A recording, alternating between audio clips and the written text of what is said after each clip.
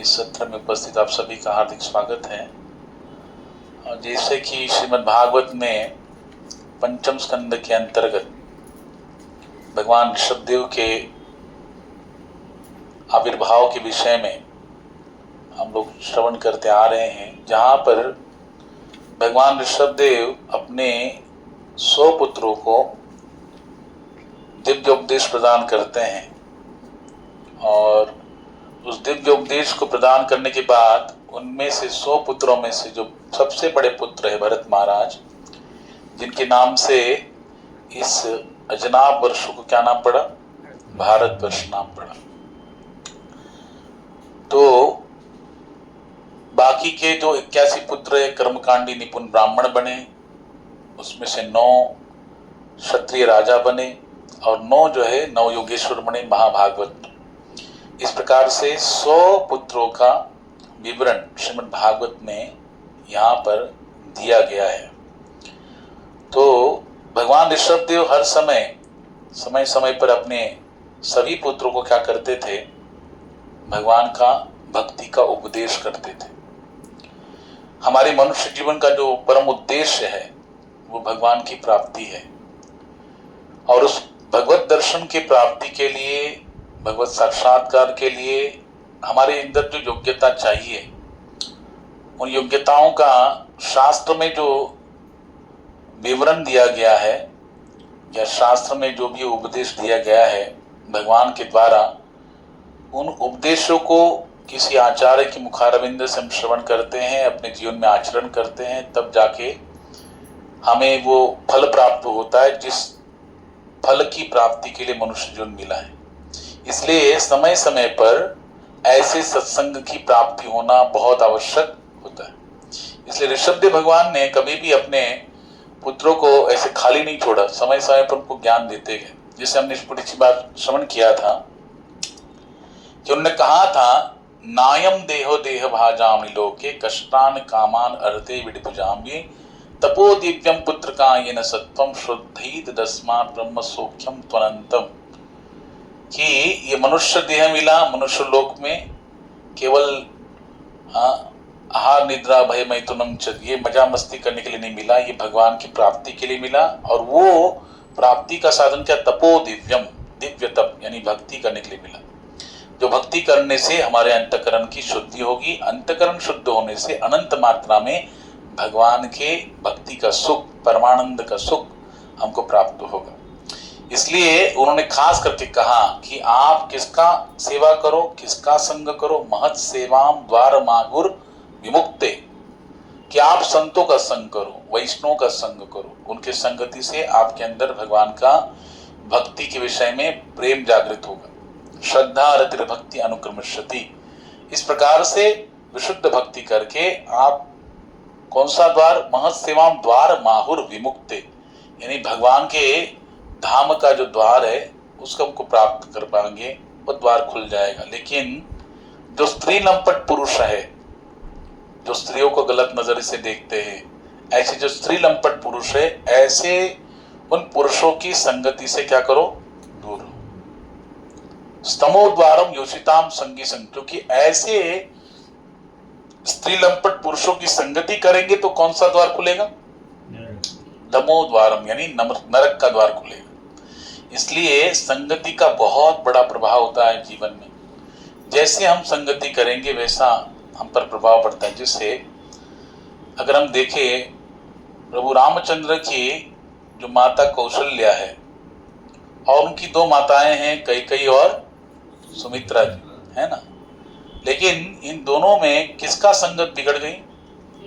तीनों में किसकी संगत बिगड़ गई? कैकेयी जी। उन्होंने संगत किसके की? हाँ, जो दासी है उस दासी की संगति की, मंथरा की। और जिसकी संगति के कारण इतना उत्तम संग प्राप्त था। सोचिए, जिनके घर में साक्षात भरत जी, हाँ, वो पुत्र रूप में प्राप्त हो गए हो। साक्षात श्री रामचंद्र जी का आविर्भाव जिस घर में हुआ हो, भरत शत्रुघ्न लक्ष्मण जी का आविर्भाव जिस घर में हुआ हो, कितना आनंद का वातावरण होगा, कितना सौख्य होगा, कितना आनंद होगा। हाँ, लेकिन ऐसे आनंद के वातावरण में उन्होंने क्या किया, इतनी अच्छी खीर बनाई लेकिन उसमें क्या डाल दिया, नमक डाल दिया या मिट्टी डाल दी। किसके कारण बोलो, संग के कारण। संग बिगड़ गया, मंथरा का संग कर दिया, इसी कारण कैकेयी की बुद्धि बिगड़ गई। और जिस राम को बचपन से इतना चाह रहे थे, इतने उसे प्रेम करते थे, उसके हर सौख्य का ख्याल रखती थी माता कैकेयी, और कभी उन्होंने ऐसा डिफरेंशिएट नहीं किया, अंतर नहीं देखा अपने भरत में, ये मेरा भरत है, वो उसका कौशल्या का राम है, तो मैं क्यों उसको प्रेम, नहीं, बल्कि अपने भरत से ज्यादा उन्होंने राम को प्रेम किया। प्रभु राम को बहुत प्रेम करती थी माता कैकेयी, लेकिन केवल एकमात्र संगति बिगड़ गई, उस मंत्रा की संगति कारण।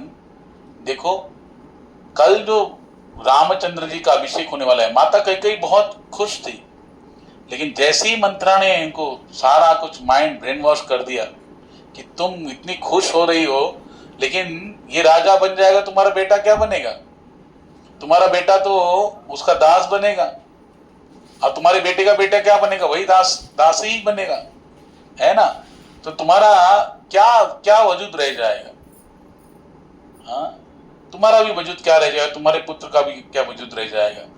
राम तो राजा ही बना रहेगा, आगे भी राजा बनेगा, उसका ही पुत्र बनेगा, तुम्हारा क्या वजूद रह जाएगा। ये जो भौतिकतावादी लोग होते, जिनके भौतिक विचार है, जो संसार की उपलब्धियों को ही सर्वस्व मान लेते हैं, आध्यात्मिक उपलब्धियों को कुछ नहीं मानते हैं, लेकिन संसार की जितनी भी उपलब्धियां उनको ही ज्यादा महत्व देने वाले लोग जो होते हैं, वो उसी में सुख ढूंढते रहते हैं, अपने अधिकार के लिए लड़ते रहते हैं। जो अधिकार किसी काम का नहीं है, उसके द्वारा अधिकार के लिए लड़ने से क्या होते हैं, रिलेशन खराब होता है। हम थोड़े से धन के लिए, सम्मान के लिए, प्रतिष्ठा के लिए, हाँ, हम लोग क्या करते, अपने रिलेशन को, सालों से आया हुआ रिलेशन, उसको क्या कर देते, तोड़ देते, है ना। किसी को भी जोड़ने के लिए बहुत सालों लग जाते हैं, तोड़ने के लिए एक क्षण, एक वाक्य, एक शब्द, बस उतना काफी होता है। लेकिन वो वापस जुड़ेगा क्या, और जुड़ेगा तो क्या होगा, फिर गांठ रह जाएगी। लेकिन आप सोचिए, इतनी माता कैकेयी प्रभु राम से प्रेम करती थी, मंथरा की गलत संगति के कारण आज उनका इतना माइंड बिगड़ गया। उन्होंने क्या किया, प्रभु राम को वनवास दे दिया। चलो राम जी को बाहर करती, नहीं बिठाना है कोई बात नहीं, लेकिन इतना संगति से माइंड उनका बिगड़ गया, बुद्धि इतनी बिगड़ गई कि उन्होंने डायरेक्ट रामचंद्र जी को 14 वर्ष का वनवास ही दे दिया और अपने भरत को राज्याभिषेक। लेकिन धन्य भरत जी, देखो, जिन्होंने प्रभु रामचंद्र की चरण पादुकाओं को मस्तक में धारण करके, सिंहासन पे आरूढ़ करके, उन्हीं का निर्देश प्राप्त करके, आप सोचिए भरत जी कितने महान भ्राता का प्रेम है उनके अंदर, रामचंद्र जी की कितना प्रेम है उनके अंदर। भरत जैसा पात्र इस रामचरित्र में नहीं होगा, इतना त्यागमय वृत्ति। भरत जी नंदीग्राम क्षेत्र में वो सोचते थे मेरे राम तो जमीन पर रहते हैं, हाँ, घास, सूखे घास को बिछाकर उस पे रामचंद्र जी विश्राम करते हैं, तो मैं तो उस जमीन पर रहने के लायक भी नहीं हूं, मेरी योग्यता नहीं कि मैं उनके बराबर जमीन पर बैठा रहूं, हाँ। इसलिए उन्होंने क्या किया, गड्ढा किया जमीन में, और एक 1.5 फुट गड्ढा करके फिर उसमें वो रहने लगे। यानी इतना जिसका सोच हो, इतनी सूक्ष्म सोच हो, कितने महान होंगे। अच्छा, लक्ष्मण जी कितने महान है, 14 वर्ष, 14 साल निरंतर पहरा देते रहे, और बताइए कुछ खाया नहीं उन्होंने, प्रभु रामचंद्र जी के लिए निरंतर पहरा देते रहे। और सबसे बड़ा त्याग तो शत्रुघ्न जी का है, हाँ, देखो वहां पे रह के सब निभाना है, सारे भाई उनके बाहर गए हैं और भरत जी ने कहा कि तुमको तो निभाना पड़ेगा, तुम जाओ वहां पे रहो, हाँ। तो कितना बड़ा त्याग है इन सभी पात्रों का। लेकिन माता कैकेयी की बुद्धि केवल मंथरा के संगति कारण बिगड़ गई, उसके कारण दशरथ जी का प्राण चले गए। ये तीनों माताएं क्या हो गई, विधवा हो गई। तीनों माताएं अपने अपने पुत्रों से वंचित हो गई। तीनों बहुएं उनकी भी अपने अपने पतियों से वंचित हो गई। पूरे अयोध्यावासी दुख के घोर अंधकार में डूबने लगे, यानी उनका पूरा घोर अंधकार छा गया, दुखों का अंधकार छा गया उनके जीवन में। 14 साल तक किसी ने भी अपने द्वार पर दिया नहीं लगाया कि मेरे रामचंद्र जी अंधेरे में रहते हम कैसे दिया प्रज्वलित करेंगे। इसलिए जब प्रभु रामचंद्र 14 साल के बाद आए तो समग्र अयोध्यावासी ने क्या किया, दीप जलाए, दिवाली, वहां पे सेलिब्रेशन किया उन्होंने दीप जला के। इसलिए इस पूरे रामायण को हम लोग देखेंगे तो केवल एक मंथराई ऐसी कुपात्र है जिसके कारण पूरा क्या हो गया, ये पूरा रामायण घटित हो गई। लेकिन भगवान अपनी लीला करने के लिए किसी को भी निमित्त बना देते हैं। कहने का भाव मेरा क्या है कि संगति बहुत महत्वपूर्ण है। हम किसकी संगति करते हैं? संगति बिगड़ गई, सब कुछ बिगड़ गया। दुर्योधन ने संगति किसकी की? शकुनी की, है ना। पूरा दुर्योधन का कुल का विनाश कर दिया। शकुनी का व्रत था, मालूम है आपको, क्योंकि उसकी जो बहन थी गांधारी, उसका विवाह किससे हुआ? धृतराष्ट्र से, जो जन्म थे क्या है, अंधे। और शकुनी नहीं चाहते थे कि मेरी इतनी सुंदर जो भारी ये बहन है उसका विवाह इस अंधे राजकुमारी से हो, लेकिन गांधारी ने स्वीकार किया कि अगर वो मेरे पति जो है मैं उनको स्वीकार करती हूँ और वो अंधे है तो स्वयं आंखों पे पट्टी बांध। कितना बड़ा त्याग है माता का, गांधारी का कितना बड़ा त्याग है। लेकिन वहां पर शकुनी को बड़ा गुस्सा आया और उसने प्रतिज्ञा कर लिया कि मैं इनके कुल का पूरा क्या करूंगा, विनाश करूंगा, है ना। बोलते हैं दीवार जो होती ना, दीवार, इसमें ज्यादा आप अलमारियां निकालोगे तो दीवार क्या हो जाती है, कमजोर हो जाती है। दीवार ब्रज में कहावत है, दीवार बिगाड़ो आरो और घर बिगाड़ो सारो, है कि नहीं। दीवार में ज्यादा अलमारियां निकालेंगे तो क्या होगा, दीवार बिगड़ जाएगी। वैसे घर में अगर किसी अपने साले साहब का राय लेके चलाएंगे तो क्या होगा, घर बिगाड़ो सारो। तो यहाँ पर राय किसका लिया जा रहा है, शकुनी का। हर समय दुर्योधन किसकी राय लेता है, शकुनी की राय लेता है, उसके अनुसार चलता है और उसी का भार उसके पिता पे डाल देता है। पिता तो बेचारे मोह के कारण हाँ तो हाँ, यस को यस, नो को नो करते रहते हैं। तो सोचो, केवल संगति के कारण कुल का विनाश हुआ कि नहीं। उनके जीवन में विदुर जैसा धर्मराज थे, धर्म अवतार विदुर जी थे। विदुर की बात अगर सुन लेते तो कुल का विनाश से बच सकते थे, लेकिन विदुर जी की बात को नहीं सुना। किसकी बात को सुना? शकुनी की बात को सुनकर दुर्योधन के अनुसार चलने लगे धृतराष्ट्र महाराज। पूरा कुल का एक बच्चा नहीं बचा, 100 के 100 मारे गए। सोचो। इसलिए यहां पर भगवान ऋषभ देव भी कह रहे, स्तमोद्वारम योषिताम संगीसम। आप संग किसका कर रहे हो, ये बहुत महत्वपूर्ण होता है। इसलिए हमको क्या कोशिश करनी चाहिए, भक्तिमय जीवन में आगे बढ़ने के लिए हमको असत संग का त्याग करना पड़ेगा। ऋषभ देव भगवान तो कहते हैं, गुरु न सस्यात्, गुरु अगर विरोध करता है उसका भी त्याग करो। स्वजन, रिलेशन, रिलेटिव्स, जो भी रिलेटिव है हमारे, वो अगर विरोध करते उनका त्याग करो। पिता त्याग विरोध कर रहा है, पिता का त्याग करो। माता बोल रही विरोध कर रही है, उसका त्याग करो। और अगर पत्नी ये कर रही है या पति कर रहा है, उसका भी त्याग करने के लिए कहा। यानी उसकी बात को विरोध करो, उसकी बात को मानकर भगवान की भक्ति से दूर मत हो जाओ। इसका तात्पर्य यह है कि संगति कैसी करनी चाहिए, जो संगति भगवान के भक्ति में अनुकूल हो उसकी संगति को स्वीकार करो। इसलिए रूप गोस्वामी पाद ने एक बहुत सुंदर ऐसा हमको सूत्र दिया, अनुकूलस्य संकल्प प्रतिकूलस्य वर्जनम। भक्ति में जो अनुकूल है उसका क्या करो, स्वीकार करो, और जो भक्ति के प्रतिकूल है उसका क्या करो, त्याग कर दो। उनको इतना डिमांड मत दो। ऋषभदेव भगवान ने अपने जीवन में जैसे अपने पुत्र को ये ज्ञान दिया, वैसे ही अपने जीवन में आचरण भी किया। अपना जो भावी जीवन है वो उन्होंने कैसे बिताया, पूरी तरह एकदम विरक्त हो गए। भरत महाराज को, सबसे बड़े पुत्र जो है, उनको सम्राट की पदवी पर आरूढ़ कर दिया, चक्रवर्ती सम्राट बना दिया। अब बाकी सारे तो पुत्र मैंने आपको बता दिया कि कैसे पुत्र तो क्या हो गए, निपुण कर्मकांडी ब्राह्मण हो गए। उसमें से 9 और 9 योगेश्वर बने, महाभागवत बने और 9 क्षत्रिय राजा बने। हाँ, और भरत महाराज को चक्रवर्ती सम्राट बना के ऋषभदेव भगवान तो पूरे विरक्त हो गए। ऐसे विरक्त हो गए, भागवतम में कहा जाता है कि ऋषभदेव भगवान अपने पुत्रों को देखकर अवधूत के समान क्या करते थे, उन तो निर्वस्त्र हो गए, दिगंबर उसे कहते हैं। क्या कहते हैं? आप देखो जैन धर्म में 2 विभाग हैं, एक है श्वेतांबर, दूसरे है दिगंबर। दिगंबर का अर्थ होता है जो वस्त्र धारण नहीं करते, पूरे शरीर में वस्त्र धारण नहीं, निर्वस्त्र रहते हैं। और श्वेतांबर मतलब जो वस्त्र तो धारण करते, श्वेत रंग के, सफेद रंग के वस्त्र धारण करते हैं। तो जो अब हमारे ऋषभदेव भगवान हैं वो इतने वैराग्य को प्राप्त हो गए, निर्वस्त्र रहते थे, बिखरे हुए बालों के साथ, एक पागल व्यक्ति के समान, जैसे पागल होता है जैसे जीवन यापन करने लगे।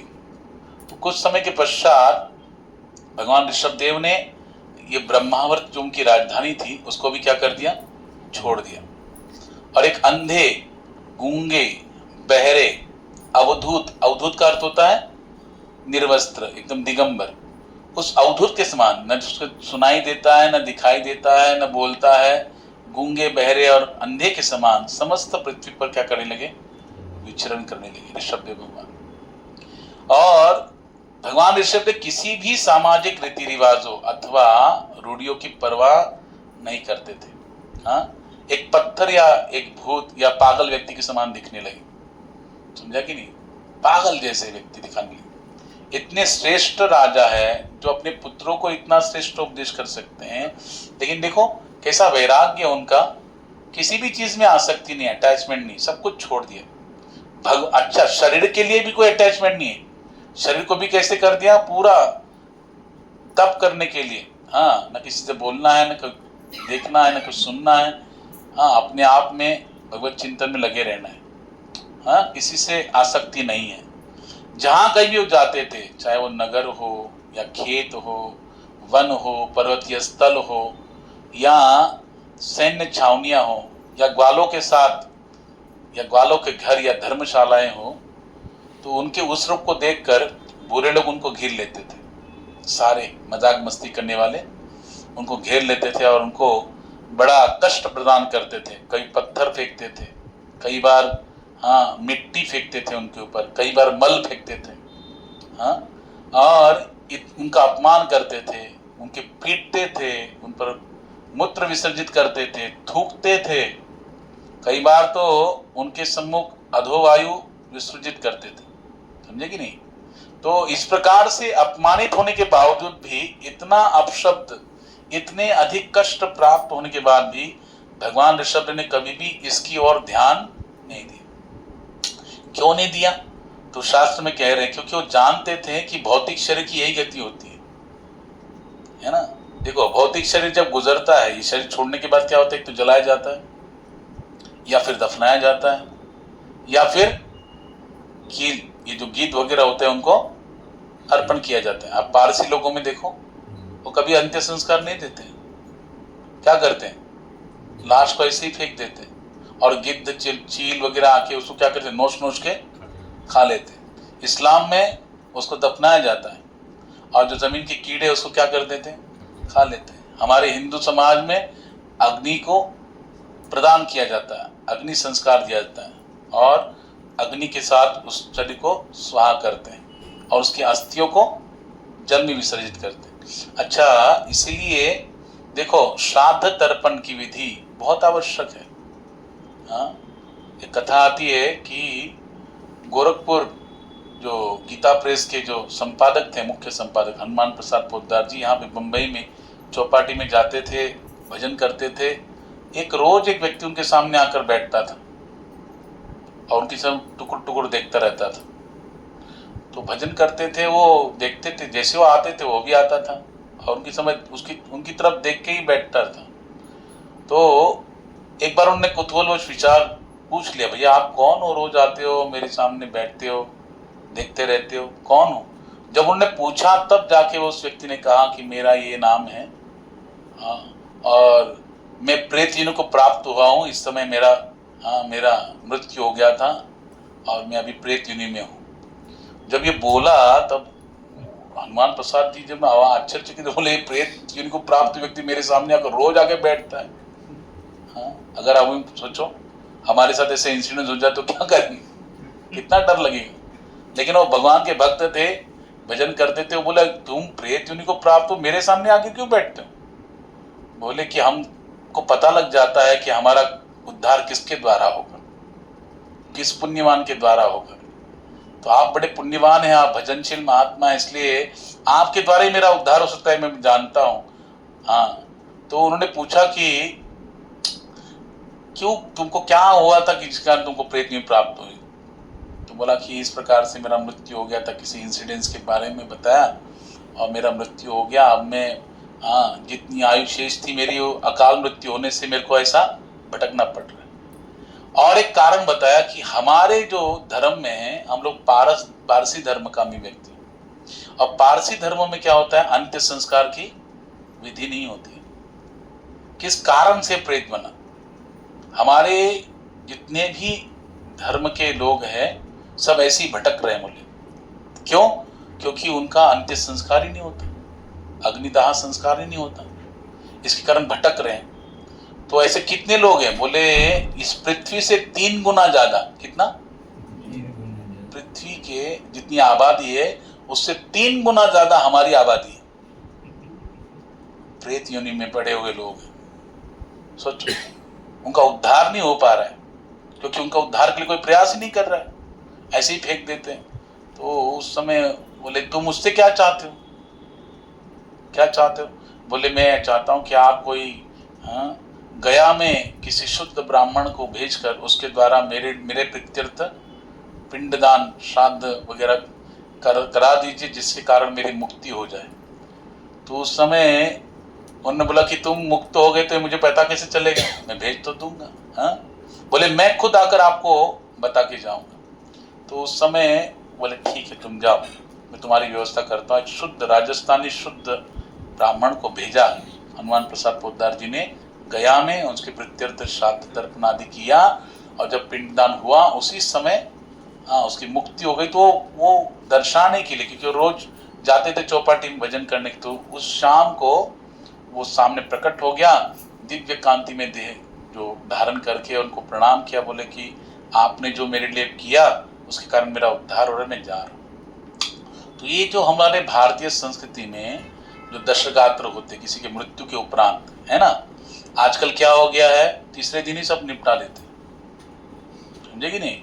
हमारे महाराष्ट्र में तो ऐसा है, जैसे आज मृत्यु हो गई, उसको मृत्यु होने के बाद अग्निदाह संस्कार होता है, तो तीसरे दिन जाके उसकी अस्थियों को चयन करते हैं, अस्थियां इकट्ठा करते हैं और फिर उसको गंगा जी में या पवित्र नदियों में बहा देते, विसर्जन करते हैं। उसके उपरांत उसका 10 दिन बाद दशक्रिया विधि होती है। हाँ, 11 जो होता है वो एकादशा 11 होता है, फिर 12 होता है, द्वादशी का जो होता है, और त्रयोदशी का भी व्रत पालन करके फिर उसका पूरा विधि पूर्वक उसका श्राद्ध पिंडदान वगैरह क्रिया करके फिर वो कार्य संपन्न होता है। तो ये विधि है, ये शास्त्र के द्वारा बताई गई विधि है। गरुड़ पुराण में तो उसका बड़ा विस्तार पूर्वक विवरण है, समझे कि नहीं?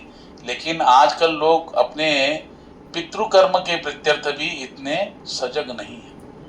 इसी कारण जो है ना, पितरों को हम लोग तृप्त नहीं कर पाते, जो दोष लगता है ना। और इसी कारण जो बोलते हैं ना, हम लोग देखते कुंडली में पितृदोष है, ये सब है। हाँ, तो यहाँ पर जो हम लोग क्या बता रहा था मैं भी, भगवान कपिल देव, सॉरी ऋषभ देव भगवान, इनकी ओर भी देखेंगे तो भौतिक शरीर की ये गति है। वो लोग कभी, कितने सारे लोग अपमान कर रहे हैं, लेकिन जानते हैं कि शरीर की गति ये तीनों होती है। इसलिए जो महात्मा लोग होते हैं वो शरीर से अटैच नहीं होते, स्वयं अपने आध्यात्मिक यश में स्थित रहने के कारण उन्होंने कभी भी इस अपमान को या अपमान जन की बातों को, कार्यों को गंभीरता से नहीं लिया।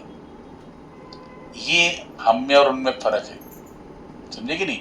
हमारा कोई अपमान कर दे तो, हाँ, हमें कोई पत्थर फेंके मारे तो, कोई हमको गालियां दे तो, बताओ, कोई मल फेंक के मारेगा तो हम लोग क्या उसके पीछे जितना भाग सकते उतना भागेंगे? हाँ, नहीं तो तुरंत पुलिस कंप्लेंट कर देंगे, कुछ ना कुछ करके उसको पकड़ ही लेंगे, उसको शिक्षा देंगे, है ना, अपने अपमान का बदला लेंगे। लेकिन देखो यहाँ पे ऋषभदेव भगवान ने कोई बदला नहीं लिया। उसने क्या किया बोलो? सहन किया। क्या किया? सहन किया। और सहन करने के बाद, क्योंकि देखो महात्मा जन अपनी मस्ती में रहते हैं। एक महात्मा अपनी मस्ती में जा रहे थे और बरसात के दिन थे, बड़ी मस्ती में हरिनाम कीर्तन करते हुए जा रहे थे और एक गड्ढे में पानी इकट्ठा होता है ना, तो उसी रास्ते से एक पति पत्नी जा रहे थे। नवी नवेली शादी हुई थी और जा रहे थे, और जिस रास्ते से जा उसी समय थोड़ा अपनी मस्ती में मस्त महात्मा क्या कर दिए, उस गड्ढे में पैर पड़ गया और पानी अंदर का जो है ना वो उड़ गया, और जाके उस जो पति था उसकी पत्नी जो है उसने बहुत सुंदर साड़ी पहनी थी शादी की, उसी पे जाके कीचड़ गिर गया। बस उसको गुस्सा आया, उसने महात्मा को पीट दिया। महात्मा कुछ नहीं बोले, कुछ नहीं बोले, बोले मैं कुछ नहीं विरोध कर दूंगा, क्योंकि मैं जिस पे डिपेंड रहता हूं वो तुम्हारा क्या करेगा, हिसाब करेगा। अच्छा क्या हुआ, वो तो मार के चला गया। अब देखो कैसा प्रभाव है, कर्म का फल कैसे मिलता है। वो जैसे पति पत्नी अपने घर की तरफ गए तो घर में थोड़ा ये था, स्टाइल लगा हुआ था और जल गिरा था, है ना, वर्षा हुई थी और उसके कारण थोड़ा स्लिप हो रहा था। तो जैसे ही गए, हाँ, द्वार खोलने के लिए, जो पति है उसका जो पैर है फिसल गया सीढ़ियों से, और सीढ़ियों से फिसल गया तो इतना, क्योंकि बहुत जल्दी क्योंकि बाहर बारिश हो रही थी, इसलिए बहुत तुरंत वेग से अपने द्वार, घर के द्वार पे जाके वो खोलकर अंदर प्रवेश करना चाह रहा था। बहुत तेजी से भागा वो बाहर की बारिश से बचने के लिए, और फिर जैसे भागा वैसे पैर फिसल गया, वहीं पे हाँ सिर पे लगा और वहीं पे गुजर गया। समझे कि नहीं? तो एक महात्मा बता रहे थे कि महात्मा ने कुछ बोला क्या, उन्होंने सहन किया, है ना।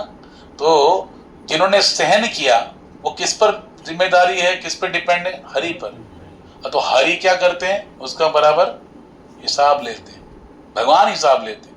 तो यहाँ पर ऋषभदेव भगवान स्वयं भगवान है, भगवान के अंश है, अंशावतार है। तो उन्होंने वहां पे क्या किया, विरोध नहीं किया, बल्कि क्या किया, सहन किया। याद रखो सहन करना बहुत आवश्यक है जीवन में। अगर भक्ति मार्ग में है तो आपकी हमारी क्या बढ़नी चाहिए, सहनशीलता बढ़नी चाहिए। भगवान खुद, मैंने कितनी बार बता चुका हूं, भगवान गीता के 2वें अध्याय में कहते हैं जो सहनशील है वही मुक्ति के योग्य है। अगर सहनशील नहीं है तो मुक्ति के योग्य नहीं बन सकता। इसलिए सहनशीलता बढ़ना चाहिए, और खास करके जो पुरुष वर्ग है उनसे कई गुना ज्यादा जो सहनशीलता किस में होती है, स्त्री में होती है। एक माता जितनी सहन कर सकती है, स्त्री जितना सहन कर सकते हैं उतना पुरुष नहीं कर सकते। कर सकता है? नहीं कर सकता। इसलिए भगवान ऋषभदेव यहाँ पर क्या कर रहे हैं, सहन कर रहे हैं। अच्छा, ऋषभदेव भगवान कितने कोमल है, भागवत में बता रहे सुखदेव जी, उनके अंग इतने सुंदर थे, इतने कोमल थे भगवान ऋषभदेव की। उनका मुख सदैव सौम्य रहता था, मधुर मुस्कान से युक्त रहता था, लालिमा युक्त उनकी कमल जैसी पंखुड़ियों के समान आंखें थी।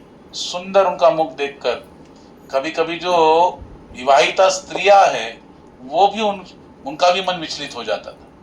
इतना सुंदर भगवान ऋषभदेव का स्वरूप था।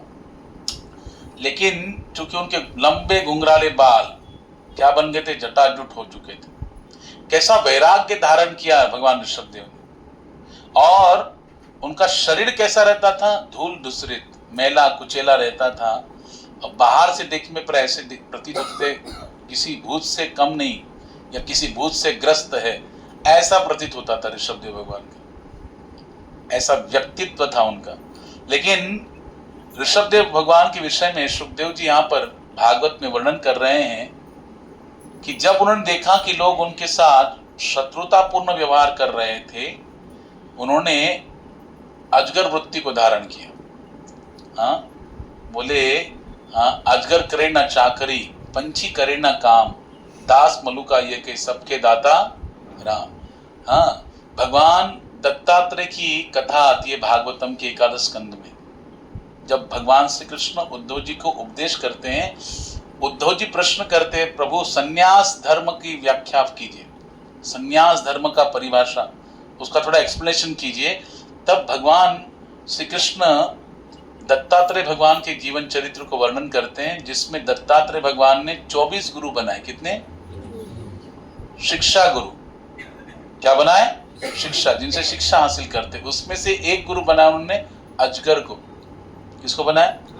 हाँ, अजगर कैसा रहता है? एक जगह पड़ा रहता है, अगर सामने कोई आ जाए तो उसको ग्रहण कर लेता है, नहीं तो ऐसे ही पड़ा रहता है।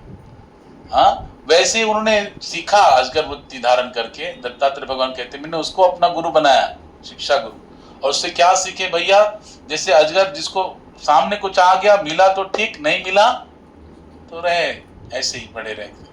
वैसे संत को भी चाहिए, भक्त को भी चाहिए, वैराग्यपूर्ण जो व्यक्ति होता है, विरक्त साधु को चाहिए। अगर भाग्य से कुछ प्राप्त हो जाए, प्रभु कृपा से कुछ मिल जाए, स्वयं उसको ग्रहण कर लिया, नहीं मिला कोई बात नहीं। हाँ, जल ग्रहण करके बने रहे, जीवन यापन कर रहे हैं। हाँ, किसी प्रकार का शोक नहीं है, किसी प्रकार का ये भी नहीं है कि कुछ मिला नहीं है, कुछ अपेक्षाएं भी नहीं है। इसलिए कहते हैं निरपेक्षम मुनिम शांत। भगवान क्या कह रहे हैं? निरपेक्ष होता है महात्मा, उसको कोई अपेक्षा नहीं होती है। और भागवतम की उसी 11 स्कंद में कहा गया, आशा ही परमम दुखम नैराश्यम परमम सुखम। आशा लगाए रखेंगे तो क्या होगा? दुख होगा, और निराशा रखेंगे तो क्या होगा? सुख होगा, है ना। अभी हमारे मयंक प्रभु के घर में प्रोग्राम था, तभी मैंने बताया था, भक्तों के लक्षण का वर्णन किया था।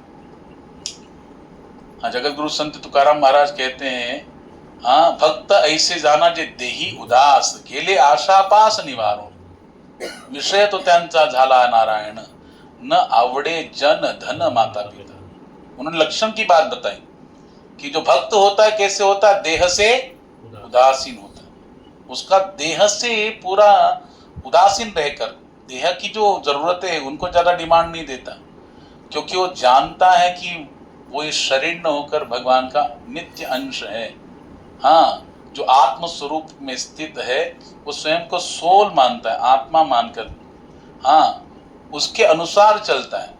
आत्मा के स्तर पर वो स्थित रहता है। ध्यान से सुनिए आप लोग, हम लोग सब कौन से स्तर पर है बोलो? शारीरिक स्तर पर है। हमको खाने को नहीं मिला तो हमारा पूरा पूरा दिन विचलित हो जाता है, सिस्टम विचलित हो जाता है। हाँ, मन चिड़चिड़ा, एकदम चिड़चिड़ा हो जाते हैं, पेट में कुछ नहीं जाएगा तो। हाँ, अगर हमको समझो गर्मी हो रही है, फैन नहीं चल रहा, लाइट चली गई, या फिर जिसको एसी की आदत है, हाँ, उसको एसी नहीं मिलेगा तो क्या होता है? एकदम पागल हो जाता है, फैन के नीचे उसको नींद ही नहीं आएगी। हमारे महाराज जी थे, वो कहते थे शरीर एक ऐसा चीज है, शरीर को आप जिस अवस्था में रखोगे उसको उसका हैबिट लग जाता है। अगर आप शरीर को रखोगे एसी के इसमें रखोगे तो शरीर को एसी ही अच्छा लगेगा, लेकिन वही शरीर को अगर आप थोड़ा सा फैन में रखोगे, उसको आदत लग जाएगी तो उसमें भी एडजस्ट कर लेगा। अच्छा, बिना फैन के भी होगा तो कभी लाइट चलेगी तो फिर भी वो एडजस्ट कर लेगा। अच्छा, आपको पलंग पे सोने की आदत है, लेकिन फिर आप चटाई पे आ जाओगे तो जैसे पलंग पे सोने की आदत, लेकिन अगर चटाई पे सोने लग जाएंगे धीरे धीरे उसका भी क्या हो जाएगा? शरीर उसको एक्सेप्ट कर लेगा। अगर गर्म पानी से नहाने की आदत है, लेकिन समझो है ही नहीं किसी जगह पे, आपने ठंडा पानी से स्टार्ट कर दिया तो शरीर उसको भी एक्सेप्ट करने लग जाएगा धीरे धीरे। हर वस्तु को शरीर क्या कर देता है? एक्सेप्ट करने लग जाता है। ऐसा है हमारा शरीर। तो महात्मा लोग जानते हैं, इसलिए देखो भागवतम में 20वें स्कंद में बताया गया क्या करना चाहिए। अगर ध्यान करना है भगवान का, परीक्षित महाराज पूछते तो क्या करना चाहिए? 4 सूत्र बताया, जितासनो जितश्वासो जितसंगो जितेंद्रिय स्थूले भगवत रूपो मन संधारेत। कैसे ध्यान करना चाहिए, उसके लिए क्या जरूरत है? पहले आसन को जीतो, एक आसन पे ज्यादा समय बैठने की आदत लगाओ। जितासनो जितश्वासो, श्वासों को नियंत्रित करो, उस पर ध्यान केंद्रित करो। श्वास श्वास पर कृष्ण भजी, वृथा श्वास जनी खोए, ना जाने या श्वास की आवन होए न होए।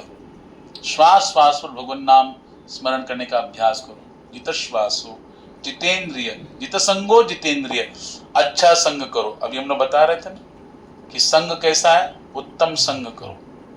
जित संगो जितेंद्रिय, अपनी इंद्रियों को नियंत्रित करो। आंख, कान, नासिका, जिह्वा, त्वचा, इन समस्त इंद्रियों को नियंत्रित करो। और स्थूले भगवत रूप मनसंधारेध्य, ऋषभदेव जी कह रहे हैं ये पूरा विश्व ब्रह्मांड ये भगवान का विशाल स्वरूप है, समझे ना, विभू स्वरूप है। जिससे अर्जुन को विराट रूप दिखाया कि नहीं भगवान ने, ना उसका आदि है, ना मध्य, ना उसका अंत है। वैसे पूरी सृष्टि जो है ये भी भगवान का क्या है, स्वरूप है। इस रूप में ठाकुर जी विद्यमान है। तो इस प्रकार से उस रूप में भगवान का क्या करना, ध्यान लगाना है। तो उस महात्मा को, एक महात्मा को बड़ी भूख लगी तो केला मिल गया पका हुआ, तो उसको खोला, खाया, तो देखो मीठा हलवा जैसा उनको लगा, प्रतीत हुआ। देखो भगवान ने रेडीमेड हलवा दे दिया, पका हुआ केला रेडीमेड हलवा है। हाँ, पीने के लिए झरनों का जल है, प्रकाश के लिए सूर्य और चंद्रमा का प्रकाश है, सोने के लिए क्या है, पृथ्वी क्या उनका बिछाना है, बिछोना है, उसी पे सोते हैं। अच्छा, पिलो नहीं चाहिए उनको, जो तकिया होता है वही हाथ का क्या करते हैं, तकिया बना के सो लेते हैं। तो महात्मा लोग कैसे रहते हैं, जितनी हम जरूरतें कम करेंगे, आवश्यकताएं जितनी घटाएंगे ना, उतना हम सुखी होते जाएंगे। ये सूत्र है सुख का।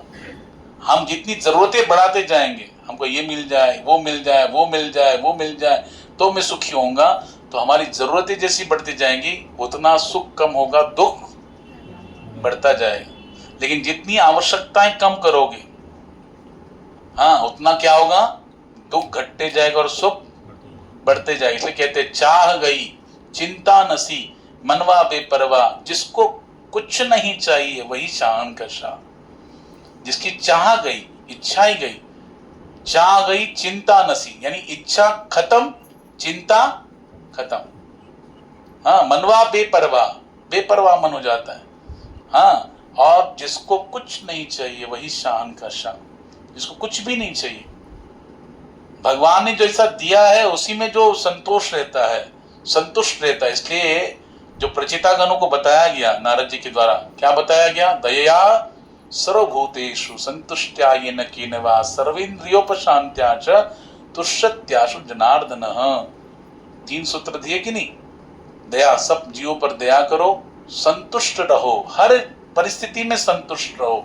जितना प्राप्त है उसमें कैसे हरि की सेवा कर सकते हैं, उसमें कैसा अपना गुजारा करके, जीवन निर्वाह करके, भगवान का भजन करके पार हो सकते हैं, ये सोचना चाहिए। ज्यादा की हाय या लालसा नहीं करनी चाहिए, जितने में हमारा गुजारा हो जाए ठीक है। अब भगवान देखो हर किसी को जितना जरूरी उतना तो दे ही देते, देते कि नहीं देते। हाँ, हम सबका अनुभव है, भगवान जितना हमारी जरूरत है वो तो सबको दे ही देते हैं, क्योंकि उन पर पूरा जिम्मेदारी है, क्योंकि वो माता पिता है। समस्त विश्व ब्रह्मांड के सभी योनियों में जितने भी जीव है सबके माता पिता ठाकुर जी।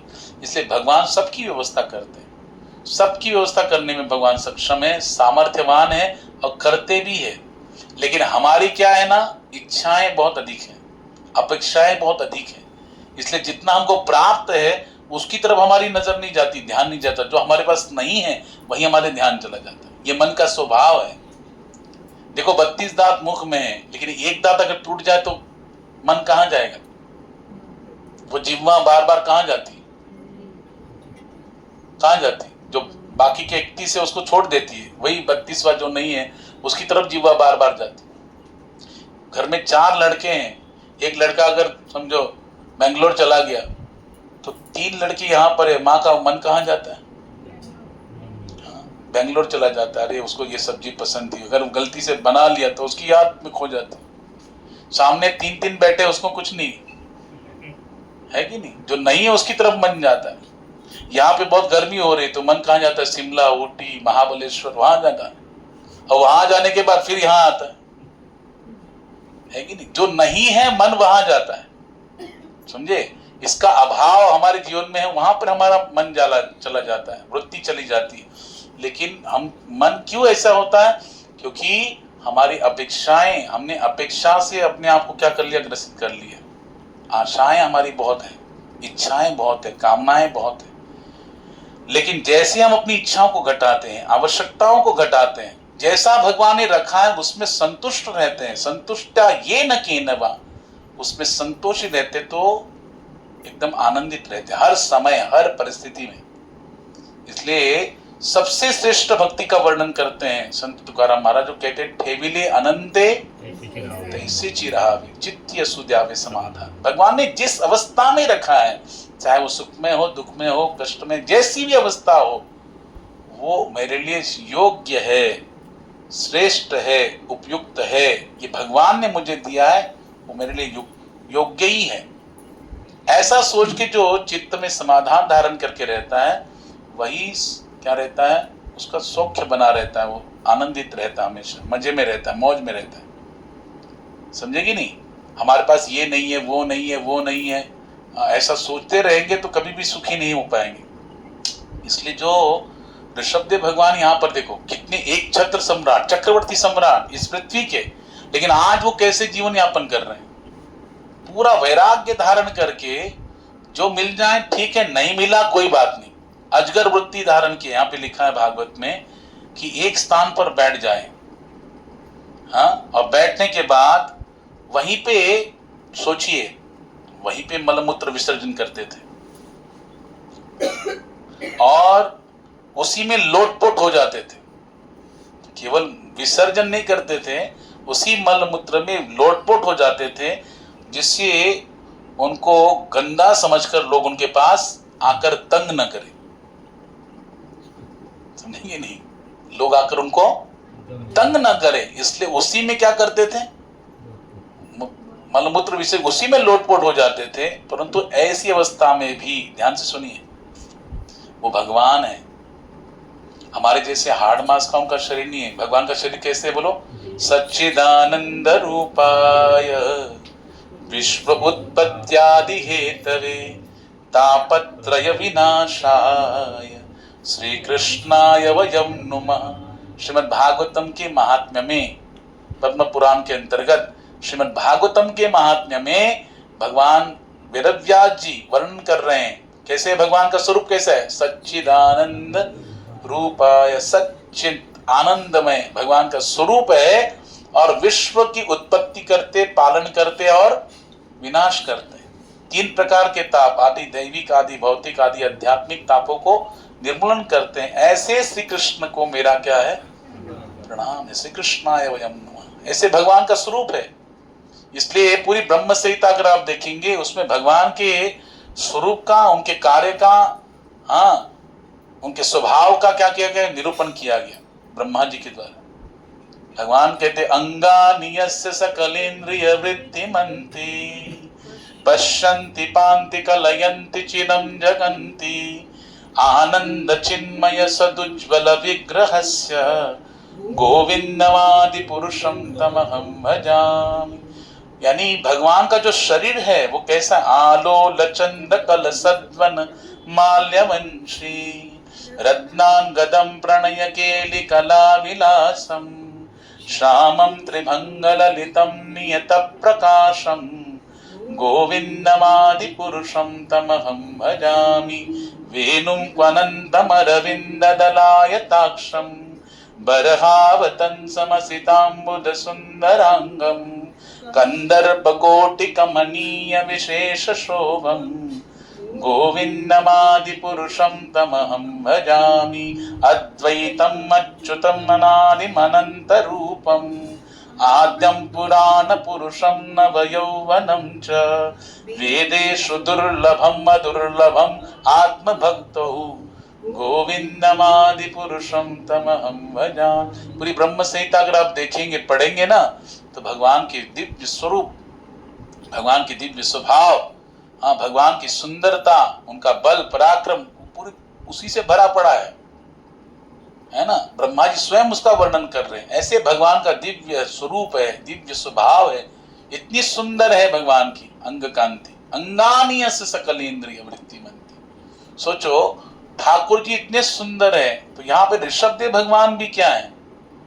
इसमें एक श्लोक है ब्रह्म संहिता में, रामादिमूर्तिषु कला नियमेन तिष्ठन् नानावतारमकरोद भुवनेषु किन्तु कृष्ण स्वयं समभवतः परमपुमानयो गोविंदमादि पुरुषम तमहं भजा। भगवान राम, नरसिंह, वामन, कूर्म आदि अवतार धारण करते हैं। तो यहाँ पर भगवान ऋषभ देव को भी भगवान का स्वरूप अंश अवतार बताया गया। तो भगवान का शरीर कैसा है? सच्चिदानंदमय। इसलिए उनके शरीर से कभी दुर्गंध नहीं आती। सोचिए, एक भागवतम में उदाहरण है, जब भगवान श्री कृष्ण और भगवान श्री राम जब भी धरती पर आए तो पहले किसका उद्धार किया? राक्षसी का। भगवान प्रभु रामचंद्र ने पहला वध किसका किया? ताड़का का, राक्षसी का वध किया। और भगवान श्री कृष्ण ने भी पूतना का वध किया, है ना।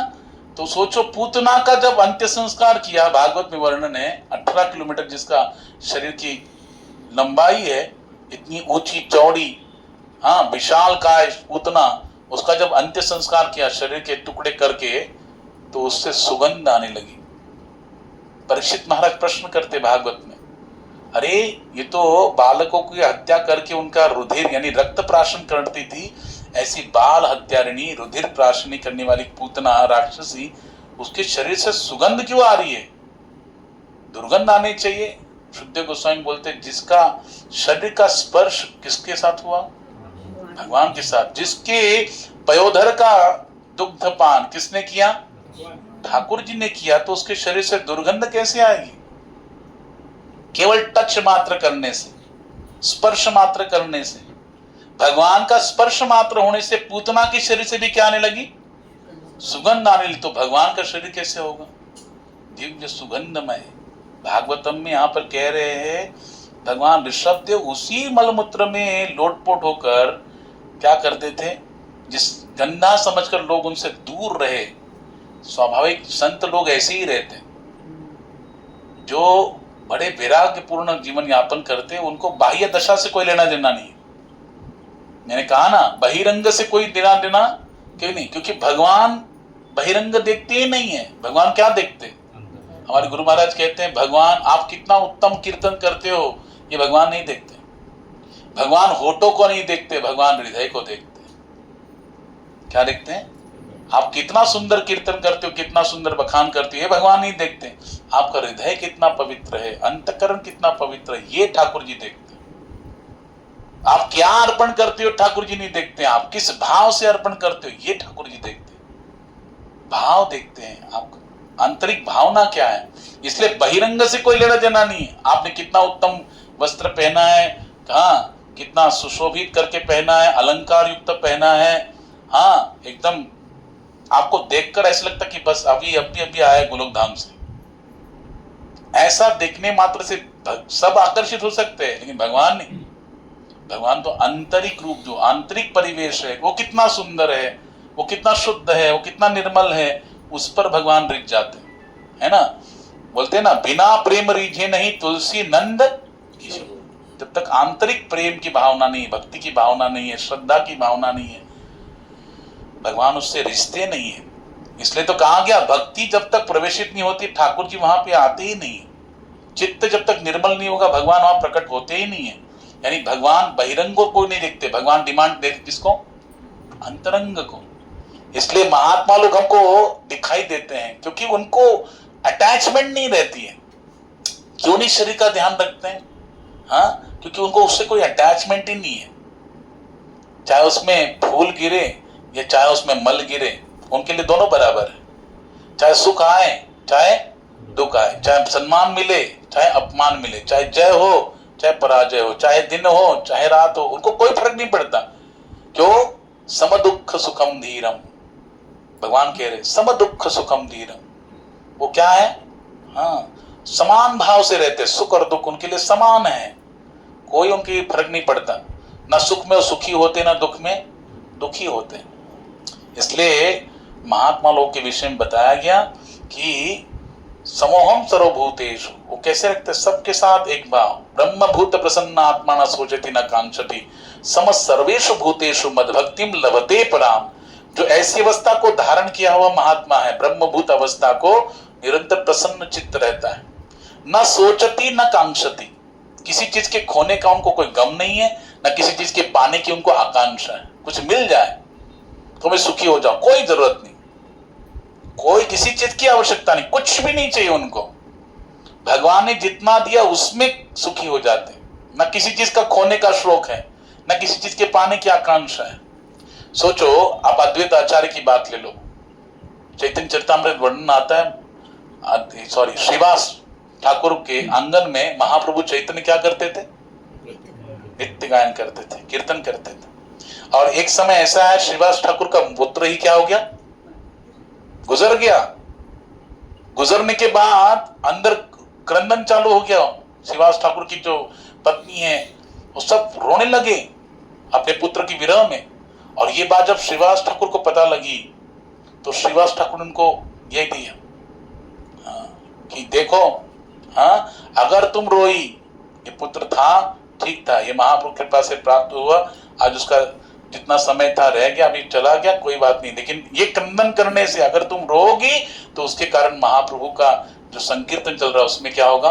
व्यत्यय आ जाएगा, वो रुक जाएगा। अगर रुक गया तो मैं तुमको कह रहा हूं, मैं गंगा जी में डाय लगा के, जंप लगा के खुद को ये कर दूंगा, मौत के घाट उतार दूंगा।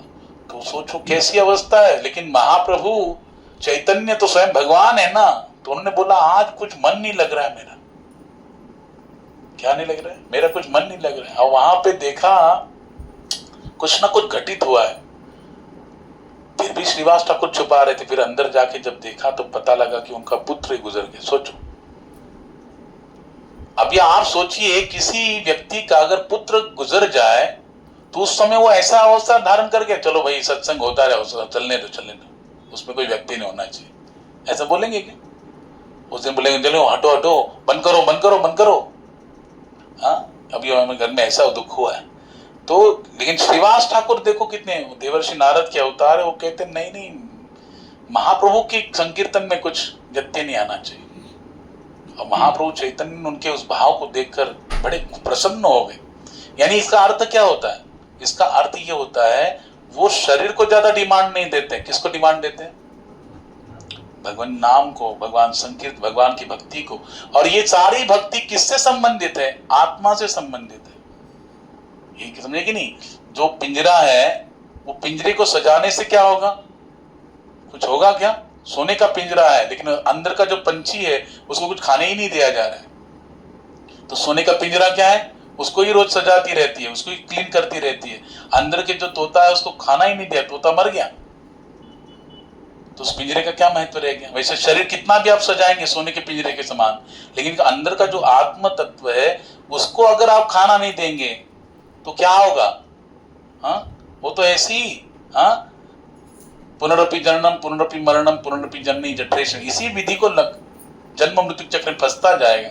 इसलिए अंदर की आत्मा स्वरूप को जो अन्न है वो क्या है? जैसे शरीर का पोषण कैसे होगा? भोजन से, वैसे अंदर जो आत्म तत्व है उसका जो पोषण कैसे होगा? हरे कृष्ण कृष्ण कृष्ण हरे हरे, हरे राम राम राम। तो वो अंदर के आत्म तत्व को जो भोजन है वो हरिनाम है, भगवान की भक्ति है, सेवा है, उससे आपको पोषण मिलता है, क्योंकि वो उन्हीं का अंश है। ममेवांशो जीवलोके जीवभूत सनातन, भगवान का अंश है, उसी से उसका अन्न वही है, भोजन वही है। शरीर को पोषण के लिए भोजन की आवश्यकता है, अन्न की आवश्यकता है, आत्मा के लिए नहीं। समझे कि नहीं? और वो कैसा है? अजो नित्यम शाश्वतोयम पुराणो न हन्यते हन्यमाने शरीरे, इसलिए वो अजन्मा है, नित्य है, सर्वगत है, सनातन है, शरीर के मारे जाने पर नहीं मरता। ये सब महात्मा जन जानते हैं, न केवल जानते हैं, अनुभव करते हैं, रियलाइजेशन है उनको, इसलिए वो उसमें स्थित रहते, वो शरीर को महत्व नहीं देते, वो अंतरंग को महत्व देते। इसलिए ऋषभदेव भगवान तो साक्षात स्वयं भगवान है। लेकिन देखो कैसे अपने आप को प्रस्तुत कर रहे हैं। भागवत में बताया गया ऐसी अवस्थाएं उनके मलमूत्र से दुर्गंध की जगह क्या हो गया? सुगंध निकल। और वो सुगंध कितनी फैलती थी? कितना दूर तक? यहाँ पे भागवत में बोले 80 मील क्षेत्र को, कितना? 80 मील जो क्षेत्र है उसको दिव्य मधुर सुगंध से भर देते थे।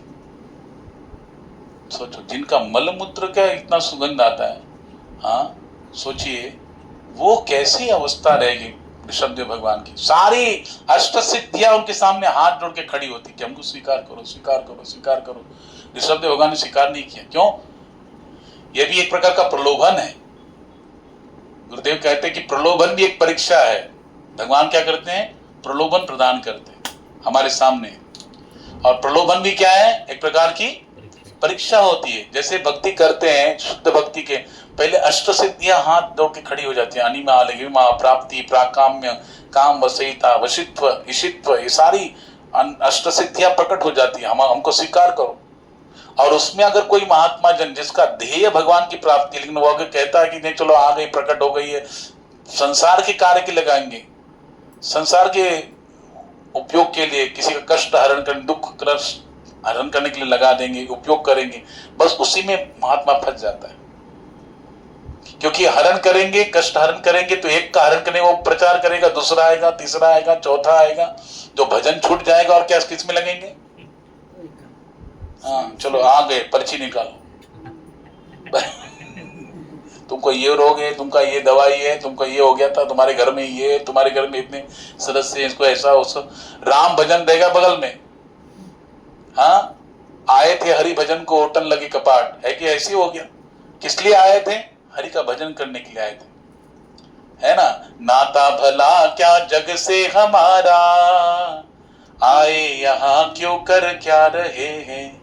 सोचो विचारो हरि को पुकारो, सोचो विचारो हरि को पुकारो, गोविंद दामोदर माधवेति, हे कृष्ण ये यादव हे सखेति, सच्चे सखा है हरि ही हमारे, माता पिता शक्ति सुबंधु प्यारे। इसलिए भूलो न भाई दिन रात गाओ, भूलो न भाई दिन रात गाओ, गोविंद दामोदर माधवेति, हे कृष्ण हे यादव हे सखेति। हम जगत उद्धार के लिए सोच रहे, अपना उद्धार नहीं कर पा रहे, जगत उद्धार के लिए सोचते हैं। इंग्लिश में कहावत है, चैरिटी बिगिंस फ्रॉम होम। जो सुधार होता है ना वो दूसरे से नहीं, अपने से होता है। हम सुधरेंगे तो जगत सुधरेगा। हाँ हम दूसरों को सुधारने के लिए चलते हैं, भैया तुम्हारे अंदर ये दोष है, तुम इसको सुधारो, उसमें दोष है, ये सुधारो, तुम ऐसे रहो। तुम उपदेश करने में क्या है? बोलना बहुत आसान होता है, करना बड़ा कठिन होता है। और तुकाराम महाराज कहते बोले तैसा चाले त्याची वंदावी पाऊली। जो जैसा बोलता है, जिसके करनी और कथनी में कोई अंतर नहीं है, उसके तो चरण छूना चाहिए, उसके चरणों को तो वंदन करना चाहिए, पूजना चाहिए उसको। हाँ ऐसे वो महात्मा का लक्षण है। तो यहाँ पर ऋषभदेव भगवान को तनिक भी उसमें कोई अटैचमेंट नहीं है। आप सोचो, हमारा सबसे, चलो हम क्या बोलते हैं, कंचन त्यजना सहज है, सहज स्त्रिया का नेह, मान बढ़ाई ईर्षा, दुर्लभ त्यजना ये है। माया के 3 प्रकार बताया गया, कंचन, कामिनी और कीर्ति। कंचन यानी पैसा, धन, वैभव, ऐश्वर्य, इसको कोई भी त्याग सकता है, हम छूते नहीं है। त्याग दिया समझो। हाँ स्त्री को त्यागना ठीक है, स्त्री को पुरुष त्यागना, मोह त्यागना ठीक है, हो सकता है, संभव है। लेकिन मान बढ़ाई कीर्ति, हाँ मान बढ़ाई, थोड़ा कीर्ति, यश, गायन होता है, हमारी स्तुति कोई करता है तो बस ऐसे लगता है अंदर पूरे लड्डू फूटते हैं। कानों को इतना मधुर लगता है, जैसे हाँ जैसे खाने में रसगुल्ला मीठा होता है उससे कई गुना ज्यादा तो मीठा ये लगता है कि मेरे कोई स्तुति गा रहा है, वाह वाह वाह। ऐसे लगता है, हम बोलते नहीं नहीं मेरे अंदर ये नहीं, अरे यार मत करो मेरे, लेकिन ऐसा लगता है करते रहे करते रहे करते रहे। हाँ कोई नहीं करता तो अपना बखान खुद ही अपने मुख से कर लेते कुछ कुछ ऐसे महात्मा। ऐसे मैंने ऐसा किया, मैंने वो किया, मैंने वो किया, मेरे ऐसा हुआ, है ना, किसने पूछा नहीं, फिर भी अपना बनाने लग जाते हैं। यानी क्या? मान बढ़ाई कीर्ति, दुर्लभ त्यजना, ये तो बड़ा कठिन है ये छोड़ना। और सबसे बड़ा अटैचमेंट किससे है? शरीर से। सबको तो हम त्याग देंगे, लेकिन शरीर को अटैचमेंट क्या है बोलो? इसको क्या नहीं देते हैं। हाँ इसलिए कथा बहुत सुंदर आती है। एक राजा था, उसकी 4 पत्नियां थी, और 4 पत्नियों में से वो पहली जो पत्नी थी, हाँ उसको राजा जो चाहिए देता था, बस उसकी मांगने की देर राजा साहब ने मुझे ये चाहिए, बोला हाँ चलो ले लिया। जो उसकी इच्छा है सब पूरी करता था। दूसरी रानी थी राजा की, हाँ वो इतनी सुंदर थी, राजा को इतना उस पर गर्व था, इतनी सुंदर, उसको रथ में बिठाता था, पूरे राज्य में घुमाता था, देखो उसकी सुंदरता को दिखाता था, देखो कितनी मेरी सुंदर पत्नी है, कितने बड़ा उस पर गर्व था। तीसरी जो उसकी रानी थी, उसके साथ वो जैसे राज दरबार में आता था उसके साथ सारा शेयर करता था, आज ऐसा हुआ वैसा हुआ, ये हुआ वो हुआ, विचारों का आदान प्रदान करता था, सारा शेयर करता था उसके साथ। लेकिन जो चौथी रानी थी उसकी तरफ मुड़ के भी नहीं देखता था, कभी उसको पूछता भी नहीं था तुमने खाना खाया, कि तुम कैसी हो, कुछ जरूरत है, कुछ नहीं, तुम उसका महल मिल सब अलग, उसको देखते भी नहीं था, पूछता नहीं था, इग्नोर करता था। तो समय आ गया, भगवान गीता के द्वितीय अध्याय में कहते देहिनो अस्मिन् यथा देहे कौमारम यौवनम जरा तथा देहांतर प्राप्ति धीरस्तत्र न मुह्यति। क्या होता है, देह में परिवर्तन होते हैं कि नहीं, धीरे धीरे शरीर क्या होता है, वृद्ध होता है, रोग से जर्जर होता है। राजा का ऐसी अवस्था आ गई, अंतिम अवस्था आ गई, तो अभी वो उसने बोला कि पूरा जीवन भर जिनकी मैंने इतनी सेवाएं की, इच्छाएं कंप्लीट की, वो रानियां तो मेरी कुछ इच्छा कंप्लीट करेंगी, मेरी सेवा में आएंगी। उसने पहली रानी को बुलाया जिसको क्या करता था, उसकी इच्छा को सारी पूर्ति करता था, जो चाहिए देता था। उस समय उसने पूछा देखो मैं जा रहा हूँ, मेरा रोग जर्जर हो गया, शरीर जो है ना रोग से जर्जर हो गया, मैं जा रहा हूँ, मेरा अंतिम समय आ गया। तो बोले राजन क्या करूं मैं आपकी, बोली आपकी क्या इच्छा, अंतिम इच्छा आपकी क्या है। बोले बस मैं इतने, यही मेरी अंतिम इच्छा है कि मेरे मरने के बाद तुम मेरे साथ चलो। मेरे मरने के बाद तुम मेरे साथ चलो। तो बोली क्या बात कर रहे हो, हैं? आप जैसे ही मरोगे आपका और मेरा संबंध खत्म,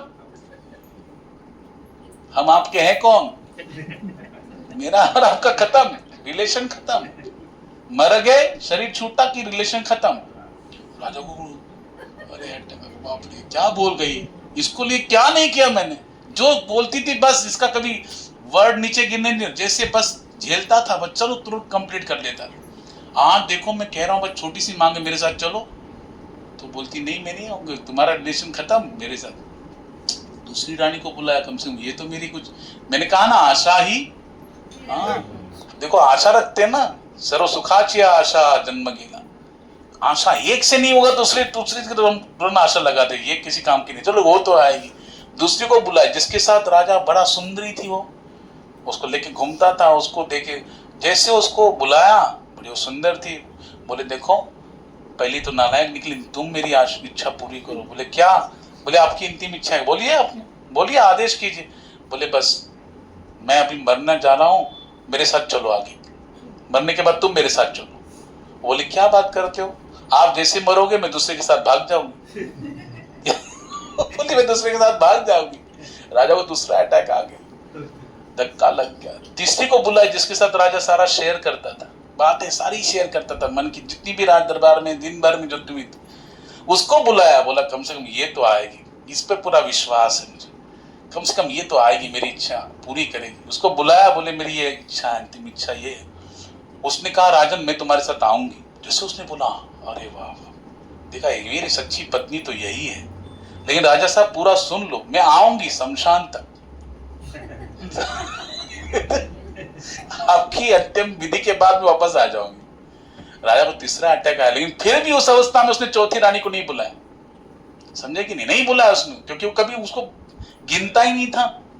लेकिन जैसे चौथी रानी को समझा कि मेरे राजा जा रहे हैं, अंतिम उनका समय है, तुरंत भाग के आई, चरणों की सेवा करने लगी। हाँ, और राजा को खुद कहती कि राजा साहब चिंता मत करो, मैं आपके साथ चलूंगी, कोई आए ना मैं आपकी सेवा करूंगी, मैं आपके साथ चलूंगी। तो राजा को तो अश्रुधारा बहने लगी, जिसको मैंने कभी बोला नहीं, कभी पूछा नहीं, कभी उसकी इच्छाओं की पूर्ति नहीं की, ध्यान नहीं दिया, आज मेरे साथ वही जा रही। तो यह दृष्टांत हो गया। सिद्धांत क्या है इससे, वो जो राजा है वो कौन है, आत्मा रूपी राजा। आत्मा रूपी राजा का, हमारी भी आत्मा रूपी राजा की 4 रानियां हैं। ये आत्मा रूपी राजा की पहली रानी क्या है, रानी क्या बोलती थी, पहली रानी बोली सारी इच्छाएं पूरी करता था राजा उसकी, और उसने क्या कहा, जैसे तुम मरोगे तुम्हारा मेरा संबंध खत्म। हाँ, तो वैसे आत्मा रूपी राजा की पहली पत्नी कौन है? ये शरीर। ये शरीर रूपी रानी को हम क्या नहीं देते बताओ? हाँ, हमाम चाहिए, लक्ष्य चाहिए, संतूर चाहिए, हाँ डिओ चाहिए, हाँ ये चाहिए, हाँ कौन सा सेंट इस्तेमाल करते हैं, खाने के लिए ड्राई फ्रूट्स चाहिए, अच्छा हर हफ्ते पार्टी चाहिए, ये होटल में वो होटल में वो होटल में चाइनीज चाहिए। अरे जिह्वा के सारे चोटले पूरा लेते। मन कहता है यार ये बहुत गर्मी है, चलो महाबलेश्वर, चलो ऊटी चलो, कभी शिमला चलो, कहाँ कहाँ घूमने जाते हैं। उसको क्या क्या नहीं देते, ये वस्त्र वो वस्त्र, ऊंची सैंडल, क्या क्या नहीं, मेकअप का सारा सामान। बताओ, उसको थोड़ा भी कष्ट नहीं होना चाहिए, थोड़ा सा भी इधर से सब पानी नहीं निकलना चाहिए, है कि नहीं? पूरा ऐसा व्यवस्था कर देते हैं। लेकिन वही जो पहली रानी है, शरीर रूपी रानी, क्या बोली? जैसे तुम मरोगे तुम्हारा मेरा संबंध खत्म। तो बताओ, मृत्यु होने के बाद आत्मा और शरीर का संबंध रहता? खत्म हो जाता है। वो साथ नहीं देता, शरीर हमारा साथ नहीं देता, शरीर रूपी रानी छोड़ देती है। दूसरी रानी कौन है? जो बड़ी सुंदर है, जिसको लेके घूमता था राजा, लेकिन वो क्या बोली? तुम मरोगे तो मैं दूसरे के साथ भाग जाऊं। तो हमारी आत्मा रूपी राजा की दूसरी पत्नी क्या है? ये हमारा वैभव, ऐश्वर्य, पैसा, बैंक बैलेंस, बंगला, गाड़ी। हाँ, जैसे हम आत्मा इस शरीर को छोड़ देता है, मृत्यु को प्राप्त होता है, तो क्या होता है? सारा बैंक बैलेंस दूसरे की तरफ भागता है कि नहीं? हाँ, दूसरे उसके राजा बन जाते हैं, दूसरी तरफ भाग जाती हो। तीसरी रानी क्या बोली? जिसके साथ वो राजा शेयर करता था, वो बोली मैं आऊंगी, शमशान तक आऊंगी, शमशान में टाटा बाय बाय करके वापस आ जाऊंगी, और तुम्हारी नाम के ही पिंडदान के खाऊंगी, श्राद्ध का भोजन खाऊंगी। तो वो कौन है? हमारे आत्मा रूपी राजा की तीसरी रानी, हमारे रिलेटिव्स, सगे संबंधी। वो आते कि नहीं शमशान तक? हाँ, सब लोग आते हैं। राम नाम सत्य, राम नाम, कोई अच्छा बोलता है, कोई बुरा बोलता है, कोई गालियां देता है, हाँ, और आते पूरा अंत संस्कार विधि होते, फार बाद में चले जाते हैं, और फिर आते हैं 10 क्रिया में या 13 में आते हैं, खाना खा के निकल जाते हैं। लेकिन जो चौथी रानी है, जिसको कभी हम लोग डिमांड नहीं देते हैं, वो है ठाकुर जी, जिसको कभी हम देखते नहीं है, कभी ध्यान नहीं देते हैं। लेकिन वही ठाकुर जी कहते हैं, चिंता मत करो, मैं इस जन्म से पहले भी तुम्हारे साथ था, अभी भी हूं, इस शरीर छोड़ने के बाद भी तुम्हारे साथ। हमारी चौथी पत्नी है परमात्मा, जो कभी हमारा साथ छोड़ता नहीं है। इसलिए सोचो, फिर हमको कौन सी रानी चाहिए? चौथी रानी, जो हमको कभी छोड़ती। और देखो भगवान छोड़ते हैं क्या? भगवान खुद कह रहे, सर्वस्य चाहम हृदि सन्निविष्टः मत्तस्मृति ज्ञानमपोहनञ्च वेदैश्च सर्वैरहमेव वेद्यः वेदांत कृतविदेव चाहम। गीता के 15वें अध्याय के 15वें श्लोक में ठाकुर जी कह रहे। और एक जगह भगवान कहते हैं, ईश्वर सर्वभूतानां हृद्येश अर्जुन तिष्ठति, कि भगवान सब जगह है, सभी जल स्थल सब में है ठाकुर जी। सृष्टि के कण कण में ठाकुर जी विद्यमान है। लेकिन विशेष रूप से भगवान हर जीव के हृदय में विद्यमान है कि नहीं, परमात्मा रूप में। और जो शिरोदकशाही विष्णु है, वही परमात्मा रूप में सब जगह विराजमान है। तो भगवान किसी भी अवस्था में, यानी इस जन्म से पहले भी ठाकुर जी थे, अभी भी है, और इस शरीर छूटने के बाद भी वही रहेंगे, हमारे साथ नित्य बने रहते हैं, हमको कभी अकेला नहीं छोड़ते हैं। लेकिन हम उनका अनुभव नहीं कर पाते, और उसको अनुभव करने के लिए क्या चाहिए? भक्ति का प्रोसेस। उस प्रोसेस से हम समझ सकते हैं। बताओ, दूध में घी है कि नहीं? है ना? लेकिन उस दूध के घी को प्राप्त करने के लिए हमको क्या करना पड़ेगा? प्रोसेस करना पड़ेगा, प्रोसेस से गुजरना पड़ेगा, तब जाके घी मिलेगा। दूध में घी है, लेकिन उसको प्राप्त करने के लिए जो विधि है, उस प्रोसेस से जाएंगे तब घी मिलेगा। वैसे सभी जगह ठाकुर जी हैं, हमारे साथ नित्य है, लेकिन उनको दर्शन करने के लिए हमको भी भक्ति रूपी प्रोसेस को फॉलो करना पड़ेगा, तब हम भगवान को दर्शन कर सकते हैं, उनका अनुभव कर सकते हैं। और वह अनुभव प्राप्त करने के लिए ठाकुर जी हमको गाइड कर रहे हैं। मत्त स्मृतिर ज्ञानम अपोहनञ्च, ठाकुर जी स्वयं ज्ञान प्रदान करते हैं, समझे कि नहीं? इसलिए भगवान चाहते हैं कि वो जीव मेरी तरफ आए। भागवत में, भगवत गीता में बताया गया कि वेद रूपी एक ऐसा कल्पवृक्ष है जिसकी डाली पे 2 पंछी बैठे हैं। एक पंछी जो है उस वृक्ष के फलों को खाने में, उसको आस्वादन करने में पूरा व्यस्त है, मग्न है, और दूसरा उसकी तरफ केवल परीक्षण कर रहा है, देख रहा है, उसके हर कर्म का साक्षी है। वैसे ही देखो यहीं पे रहते कि नहीं, हृदय रूपी डाली पर क्या रहती है, शरीर रूपी वृक्ष है, इसकी हृदय रूपी डाली पर दो पंछी बैठे, आत्मा और परमात्मा। और आत्मा क्या करता है, शरीर रूपी इस वृक्ष के माध्यम से इसके जो फल है संसार के फल, उसी में खाने में क्या है, व्यस्त है। इतना अटैच हो गया कि उस शरीर रूपी शरीर से अपनी पहचान देकर उससे प्राप्त होने सुख सुविधाओं के संसार के फल को खाने में व्यस्त है, अटैचमेंट, आसक्ति के कारण। और वो जो हृदय रूप में बैठा दूसरा पंछी परमात्मा, उस आत्मा रूपी पंछी के हर कर्म का क्या है, साक्षी। और केवल साक्षी है ना, भगवान कहते हैं गाइड करते हैं भगवान अंदर से। लेकिन उस गाइड को, उस गाइडिंग को, या फिर जो भगवान मार्गदर्शन कर रहे हैं, क्योंकि मन में अनेक प्रकार के संकल्प विकल्प उठते हैं, कितनी सारी आवाज है।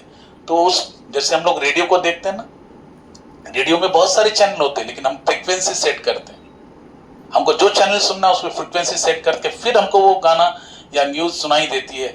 वैसे ही मन में, इस हृदय में अनेक प्रकार के संकल्प विकल्प, बहुत सारी इच्छाओं कामनाओं का पूरा साउंड भरा हुआ है, लेकिन उसमें हरि का साउंड भी है।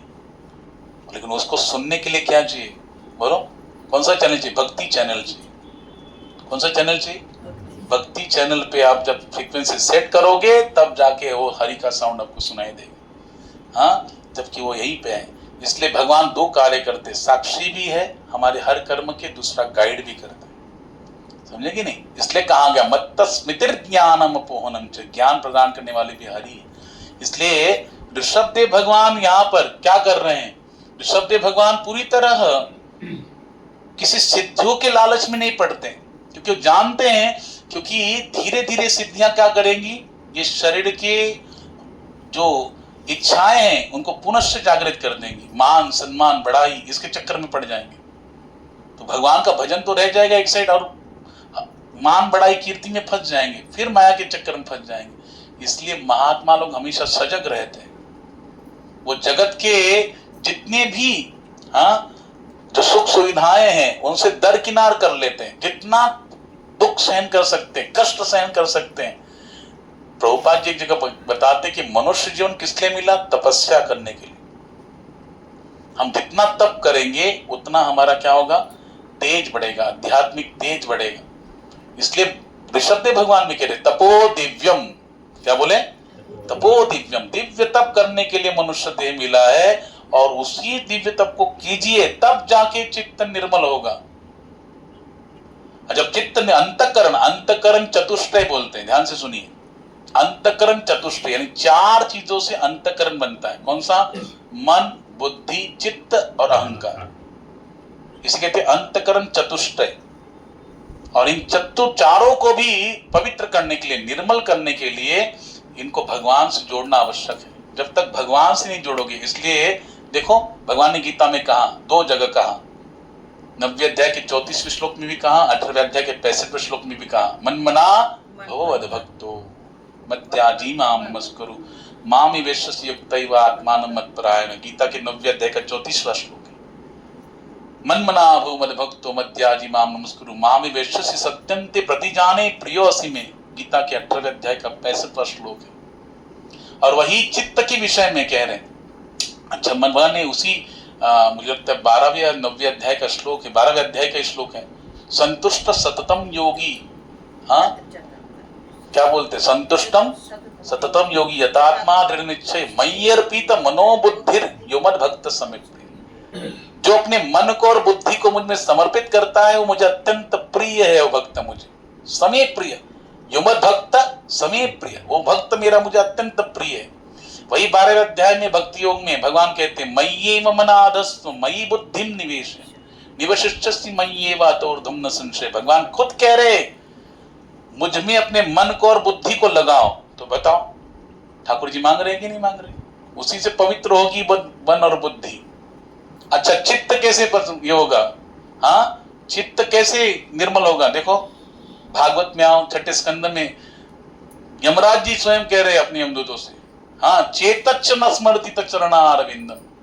चित्त कैसे, जिनके चित्त से, जिनका चित्त हरि के हाँ, लीलाओं का स्मरण नहीं करता, हरिस्मरण नहीं करता, हाँ, ऐसे पापियों को लेके यानी चित्त कैसे ये होगा बोलो, चेतश्चन स्मरति, यानी चित्त की निर्मलता। महाप्रभु कह रहे चेतो दर्पण मार्जनम, कैसे होगा निर्मल, कैसे होगा चित्त निर्मल करने की, परम विजय थे श्री कृष्ण संकीर्तनम, भगवान के नाम से होगा।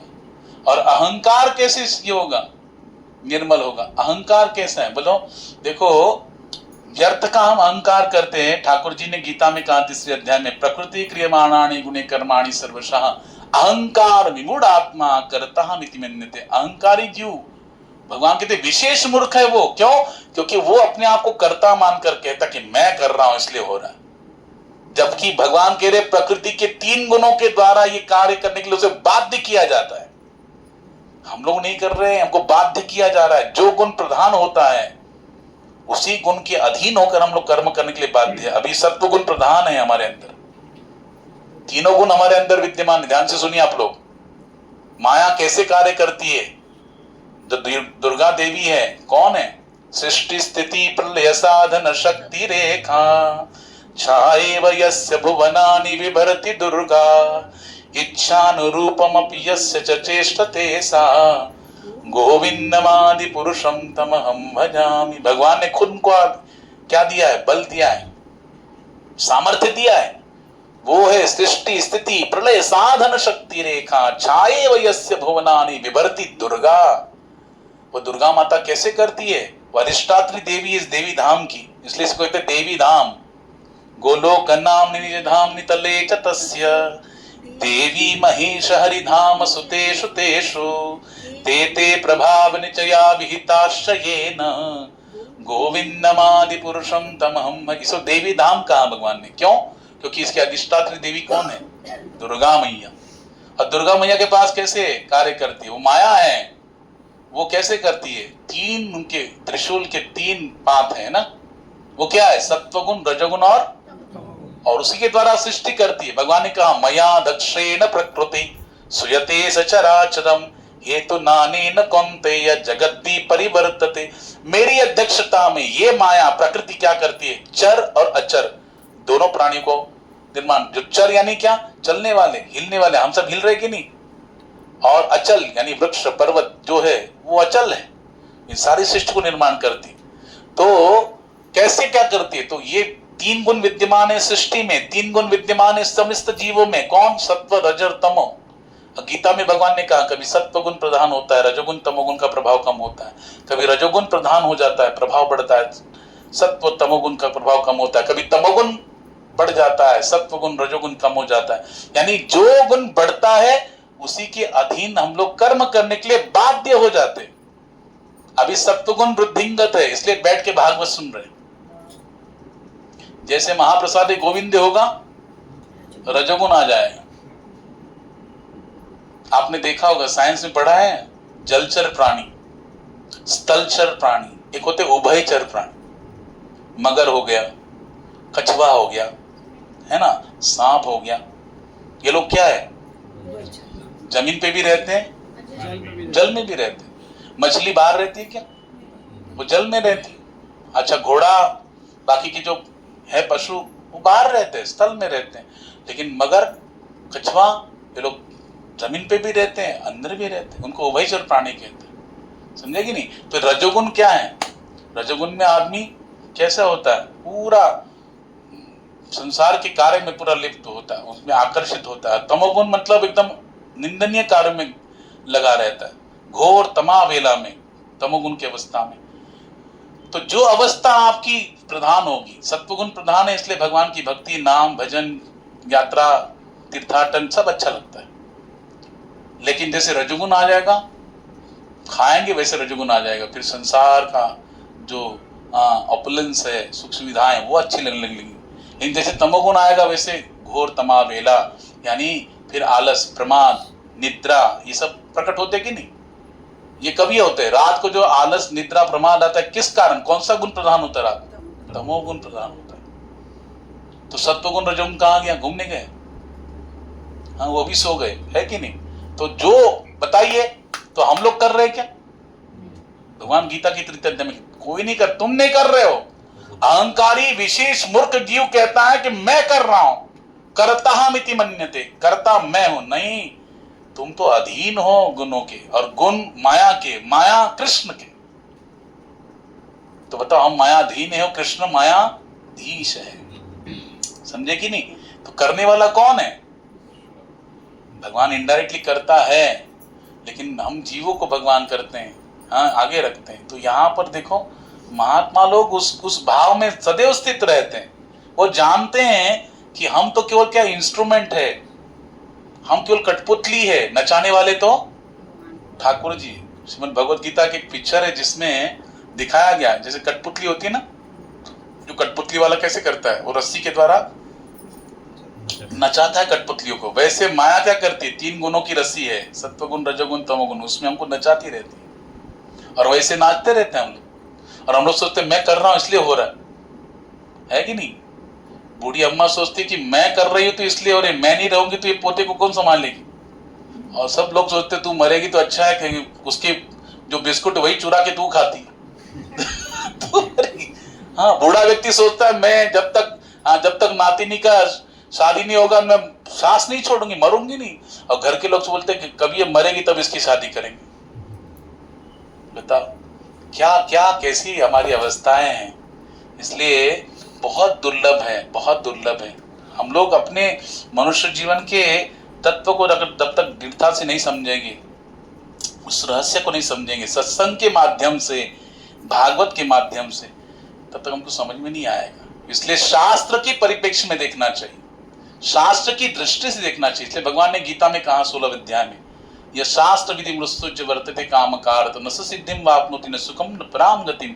जब तक आप शास्त्र की बातों को मानेंगे नहीं, अगर आपने अवहेलना किया, ना आप सुखी बनेंगे, ना सिद्धि प्राप्त होगी, ना परम गति को प्राप्त होगा। इसलिए सुखी होना है, उद्धार करना है, तो जो शास्त्र में बताया गया उसको मानो। तो ये आचार्य जो होते हैं, साक्षात ठाकुर जी यहाँ पर ऋषभदेव भगवान आए हैं, तो उन्होंने जाना तत्व को, वो तो ठाकुर जी है स्वयं, लेकिन दिखा रहे अपनी लीला के माध्यम से कि भैया इन अष्ट सिद्धियों को दरकिनार करो। क्यों? अगर उसमें थोड़ा सा उन सुविधाओं में, उस मान बढ़ाई कीर्ति में अगर फंस गए तो पुनश्च क्या होगा? अहंकार जागृत होगा। देखो अहंकार कैसे नष्ट होता है मालूम है?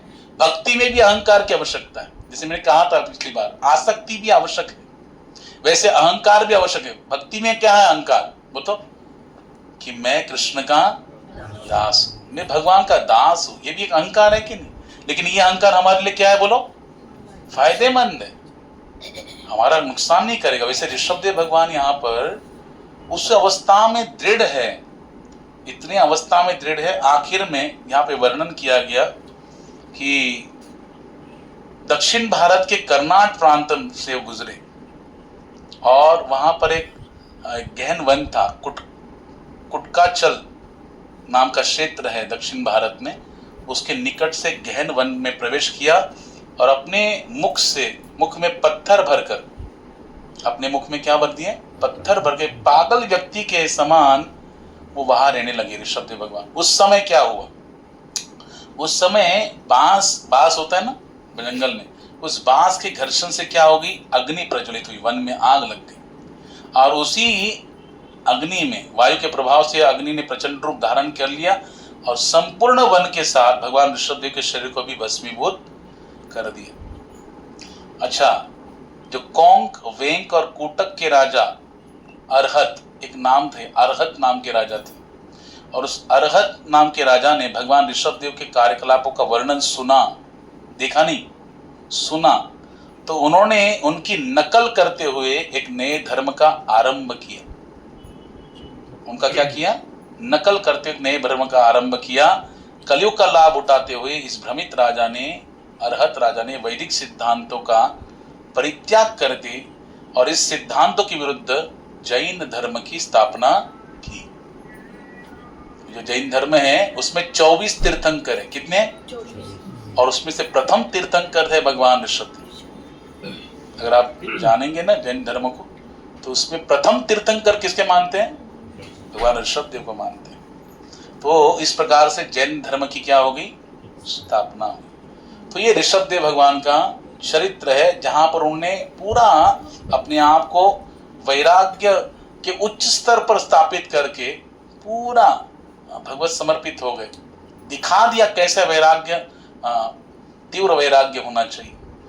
उसके बाद फिर आगे वर्णन आता है भागवत में कि उनके जो बड़े पुत्र है उनके विषय में वर्णन आता है श्रीमद् भागवतम के पंचम स्कंद में, जिनका नाम क्या था? भरत महाराज की जय। तो भरत महाराज का पूर्ण चरित्र है जिसमें वो जब चक्रवर्ती सम्राट थे उसके उपरांत उन्होंने कैसा अपना जीवन अपने पिता के समान वैराग्य पूर्ण क्रिया करते हुए धारण किया, किस प्रकार से उनका जो मन है वो एक हिरण में अटैच हो गया। फिर उसके बाद उनका तीसरा जन्म कैसे हुआ, उसमें उनकी कैसे जीवन चरित्र है। उन्होंने एक राजा को जो कपिल आश्रम में जाता था, किसके लिए? सत्संग सुनने के लिए, ज्ञान हासिल करने के लिए, उस रघुगन राजा को उन्होंने दिव्योपदेश दिया। हाँ, तो बड़ा विस्तार पूर्वक वर्णन है श्रीमद् भागवत में, तो हम अगले सत्रों में उसको श्रवण करेंगे। कल ही पुरुषोत्तम मास का पूर्णाहुति हुआ 15 तारीख को, और कल मैं अभी बता रहा था कल सोमवती अमावस्या थी, है ना। तो अधिक मास में सोमवती अमावस्या आना ये बहुत रेयर, बहुत दुर्लभ ऐसा पर्व है कि नहीं प्रभु जी? कई जगह पे आज मनाई गई है, कई जगह पे आज मनाया गया, लेकिन मूलतः तो 15 तारीख तक ही था, तो लेकिन सोमवती अमावस्या। हाँ, तो ये बहुत रेयर है। मैंने सुना एक महात्मा से कि युधिष्ठिर महाराज के जीवन में वो इस अवस्था को, इस पर्व को धारण करना चाहते, लेकिन कभी उनके जीवन में पर्व नहीं आ पाए। समझा कि नहीं? तो मैंने ऐसा सुना था कि उन्होंने शाप दे दिया सोमवती अमावस्या कि कलयुग में तुम बार बार आना पड़ेगा। तो समझे कि तुम इतना दुर्लभ हो गई कि तुम नहीं आई, तो कलयुग में बार बार तुमको आना पड़ेगा। इसलिए तुमको हर साल होती कि नहीं सोमवती अमावस्या? हर साल सोमवती अमावस्या होती है, लेकिन अधिक मास में जो सोमवती अमावस्या आती है बहुत रेयर ऐसा ये पर्व है, बहुत दुर्लभ रहता है। इसलिए हम लोग उसके साक्षी है ना। भगवान की इतनी बड़ी कृपा है कि ऐसे दुर्लभ पर्व को हम लोग उपस्थित रहकर उसको अनुभव किए हैं। तो जितना भी हम कर पाए हैं इस पुरुषोत्तम मास में, विशेष करके दीपदान का बहुत महत्व, बहुत बहुत बहुत महत्व है। इसलिए कार्तिक मास में तो हम लोग करते ही दीपदान है, लेकिन इससे कहीं गुना ज्यादा फल प्राप्त होता है पुरुषोत्तम मास में भगवान को दीपदान करने से, है ना। चौराग्र कन्या पुरुषोष्टक का उच्चारण करते हुए हम लोग उसको दीपदान करेंगे तो बहुत बढ़िया रहता है। तो वो पुरुषोत्तम मास की पूर्णाहुति हुई है, अब पुरुष आएगा 3 साल के उपरांत, है ना। तो भगवान की इच्छा होगी तो उसको भी हम दर्शन कर पाएंगे, उसका भी अनुभव कर पाएंगे। हाँ, अगला देखिए, अगला जो पुरुषोत्तम मास में किस पक्ष में आता है। हाँ, मैंने बताया भी था कि जब आषाढ़ मास में आता है तो उस समय जगन्नाथपुरी धाम में जगन्नाथ जी के जो विग्रह है नवकलेवर होता है। पुराने विग्रह को जगन्नाथ मंदिर में एक जगह है कोयली वैकुंठ करके, वहां पे उनको समाधिस्थ किया जाता है। उनके स्थान पर नए जो विग्रह है उनको स्थापित किया जाता है एज इट इज, जैसे जितने दिन में वो बने थे उतने दिन में बनाकर। और विशेष करके ध्यान से सुनिए, जो जिस पेड़ के तने से वो लकड़ी से वो बनेंगे विग्रह, उसका भी स्वप्न में दृष्टांत होता है। ये जो विमला देवी है ना, हाँ, वो दृष्टांत देती है कि जगन्नाथ जी के जो विग्रह बनेंगे जिस पेड़ से, वो यहाँ पर है, इस क्षेत्र में है। बलराम जी का जो जिस वृक्ष के लकड़ी से बनेगा विग्रह वो इस क्षेत्र में है। सुभद्रा जी का और सुदर्शन चक्र जी का, ये सब बताते हैं वहां पर। और मैं तो यहाँ तक सुना हूं कि उन भगवान के जो आयुध है उस वृक्ष पर छप जाते हैं, बनाते नहीं कोई, अपने आप छप जाते हैं। और उसके द्वारा फिर ये जान लिया जाता है कि हाँ ये वृक्ष का ये लकड़ी है, और वहां पर फिर उससे लाया जाता है, पूरा उसकी पूजा होती विधिवत। पहला जो घाव डालते हैं ना उस वृक्ष पर, वो सोने की कुल्हाड़ी से डालते हैं। उसके उपरांत लोहे की कुल्हाड़ी से जितना जरूरी है विग्रह बनाने के लिए उतना लेके आते हैं, बड़ा दिव्य उत्सव होता है। और फिर लेके आकर फिर उतने ही दिनों में, जितने दिन में जगन्नाथ जी के विग्रह बने उतने दिन में बनाकर फिर उसको स्थापित किए जाते हैं। उस समय केवल 3 ब्राह्मणों को छोड़ा जाता है, वो भी हाथ में पूरा लगाकर, कपड़ा लगाकर लिपटा कर, फिर आंखों में पट्टी बांधकर रात को 12 बजे मध्य रात्रि पूरा अंधेरा कर देते हैं। पूरा पुरी में किसी लाइट ही नहीं रहती, उस अंधेरे में उनको कक्ष में प्रवेश कराते हैं, गर्भगृह में। और वहां पर वो जो प्राण घट है अंदर ठाकुर जी की यहाँ पर, उसको क्या करते, लेकर शिफ्ट करते नए विग्रह में। और वो उसी वर्ष वो जो ब्राह्मण वृंद है वो भगवान के धाम को प्राप्त हो जाते हैं, ऐसा भी कथन है। तो बड़ी दिव्य भगवान जगन्नाथ की तो परम लीला है। वो तो उनका जो लीला है वो बड़ा अपरंपार है। ठाकुर जी अपरंपार है, देखो है ना। भगवान जगन्नाथ का सब कुछ बड़ा है, क्या नहीं बड़ा है। क्षेत्र भी उनका शंकर क्षेत्र है, पूरा बड़ा है, विशाल है। उनका जो रथ यात्रा है, रथ कितना ऊंचा बड़ा है। वो जिस रोड से जाता है वो बड़दांड बोलते हैं उसको, बड़ा रास्ता, ग्रैंड रोड, वो भी बड़ा है। हाँ, ठाकुर जी के श्री विग्रह भी बड़े हैं, रथ भी बड़ा है, ग्रैंड रोड भी बड़ा है, मंदिर भी विशाल है। और भोजन जगन्नाथ का भाग जग पसारे। हाँ, और भगवान के भक्त वो भी बड़े विशाल है कि नहीं। सब विशाल है ठाकुर जी का, इसलिए जगत के नाथ है और बड़े दयालु है भगवान।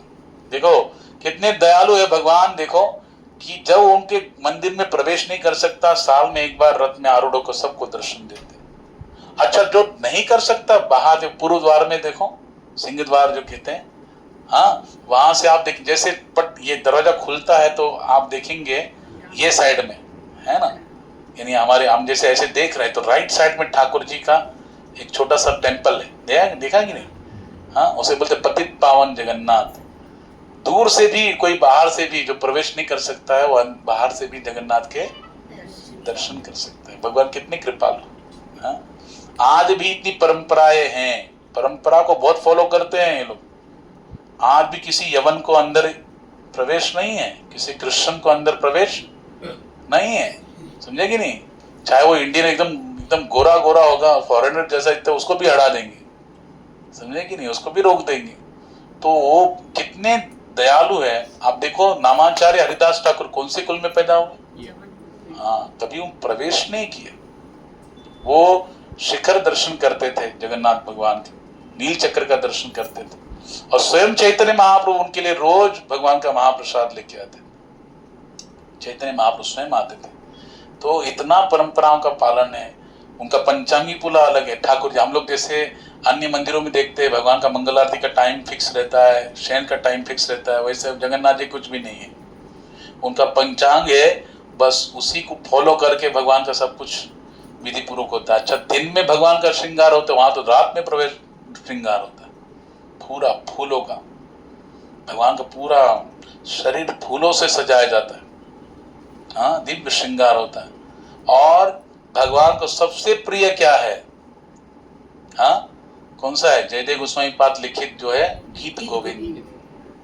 हाँ, मैं हम लोग सुनने थे, मैं जब गया था पूरी में रथ यात्रा के टाइम, जब भगवान का एक दिन पहले नेत्रोत्सव होता है। ये ज्येष्ठ पूर्णिमा आएगी 29 जून को। अभी उस दिन भगवान का क्या होगा, स्नान यात्रा महोत्सव होगा।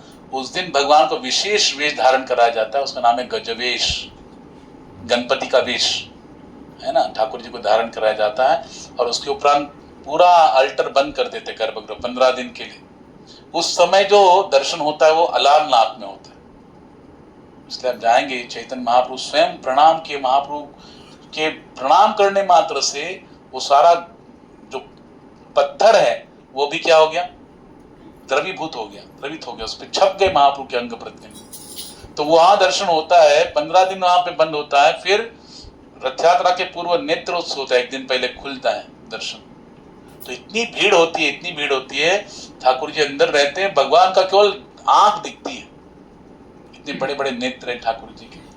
और तभी मैं देखा है, तभी गीत गोविंद गाया जाता है। श्रित कमला कुछ मंडल है, द्रुत कुंडल कलित ललिता वनमाल, जय जय देव हरे।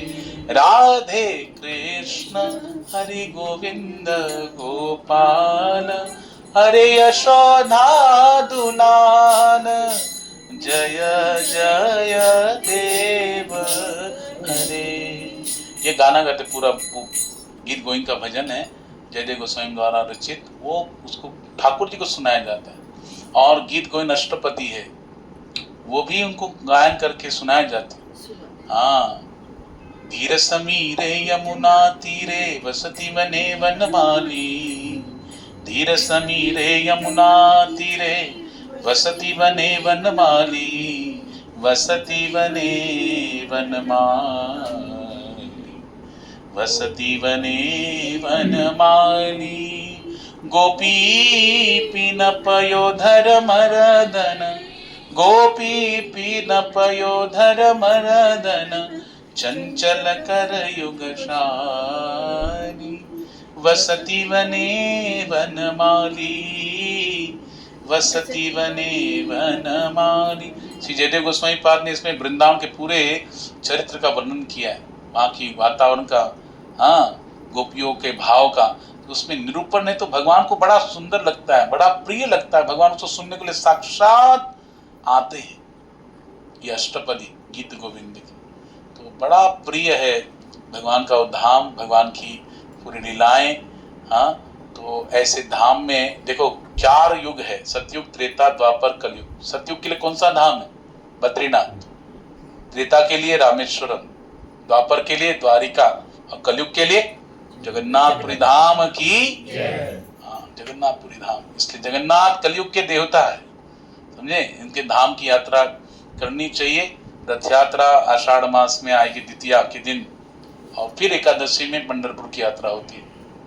तो बड़ा हमारा दिव्य लाभ है, हम सबको प्राप्त है। कोशिश करनी चाहिए ऐसे समय में उन धाम की यात्रा करें, रथ यात्रा को अटेंड करें और भगवान के रथ पे आरूढ़ दर्शन करें, तो बड़ा दिव्य लाभ प्राप्त होगा। हरे कृष्ण कृष्ण कृष्ण हरे हरे, हरे राम राम राम हरे हरे।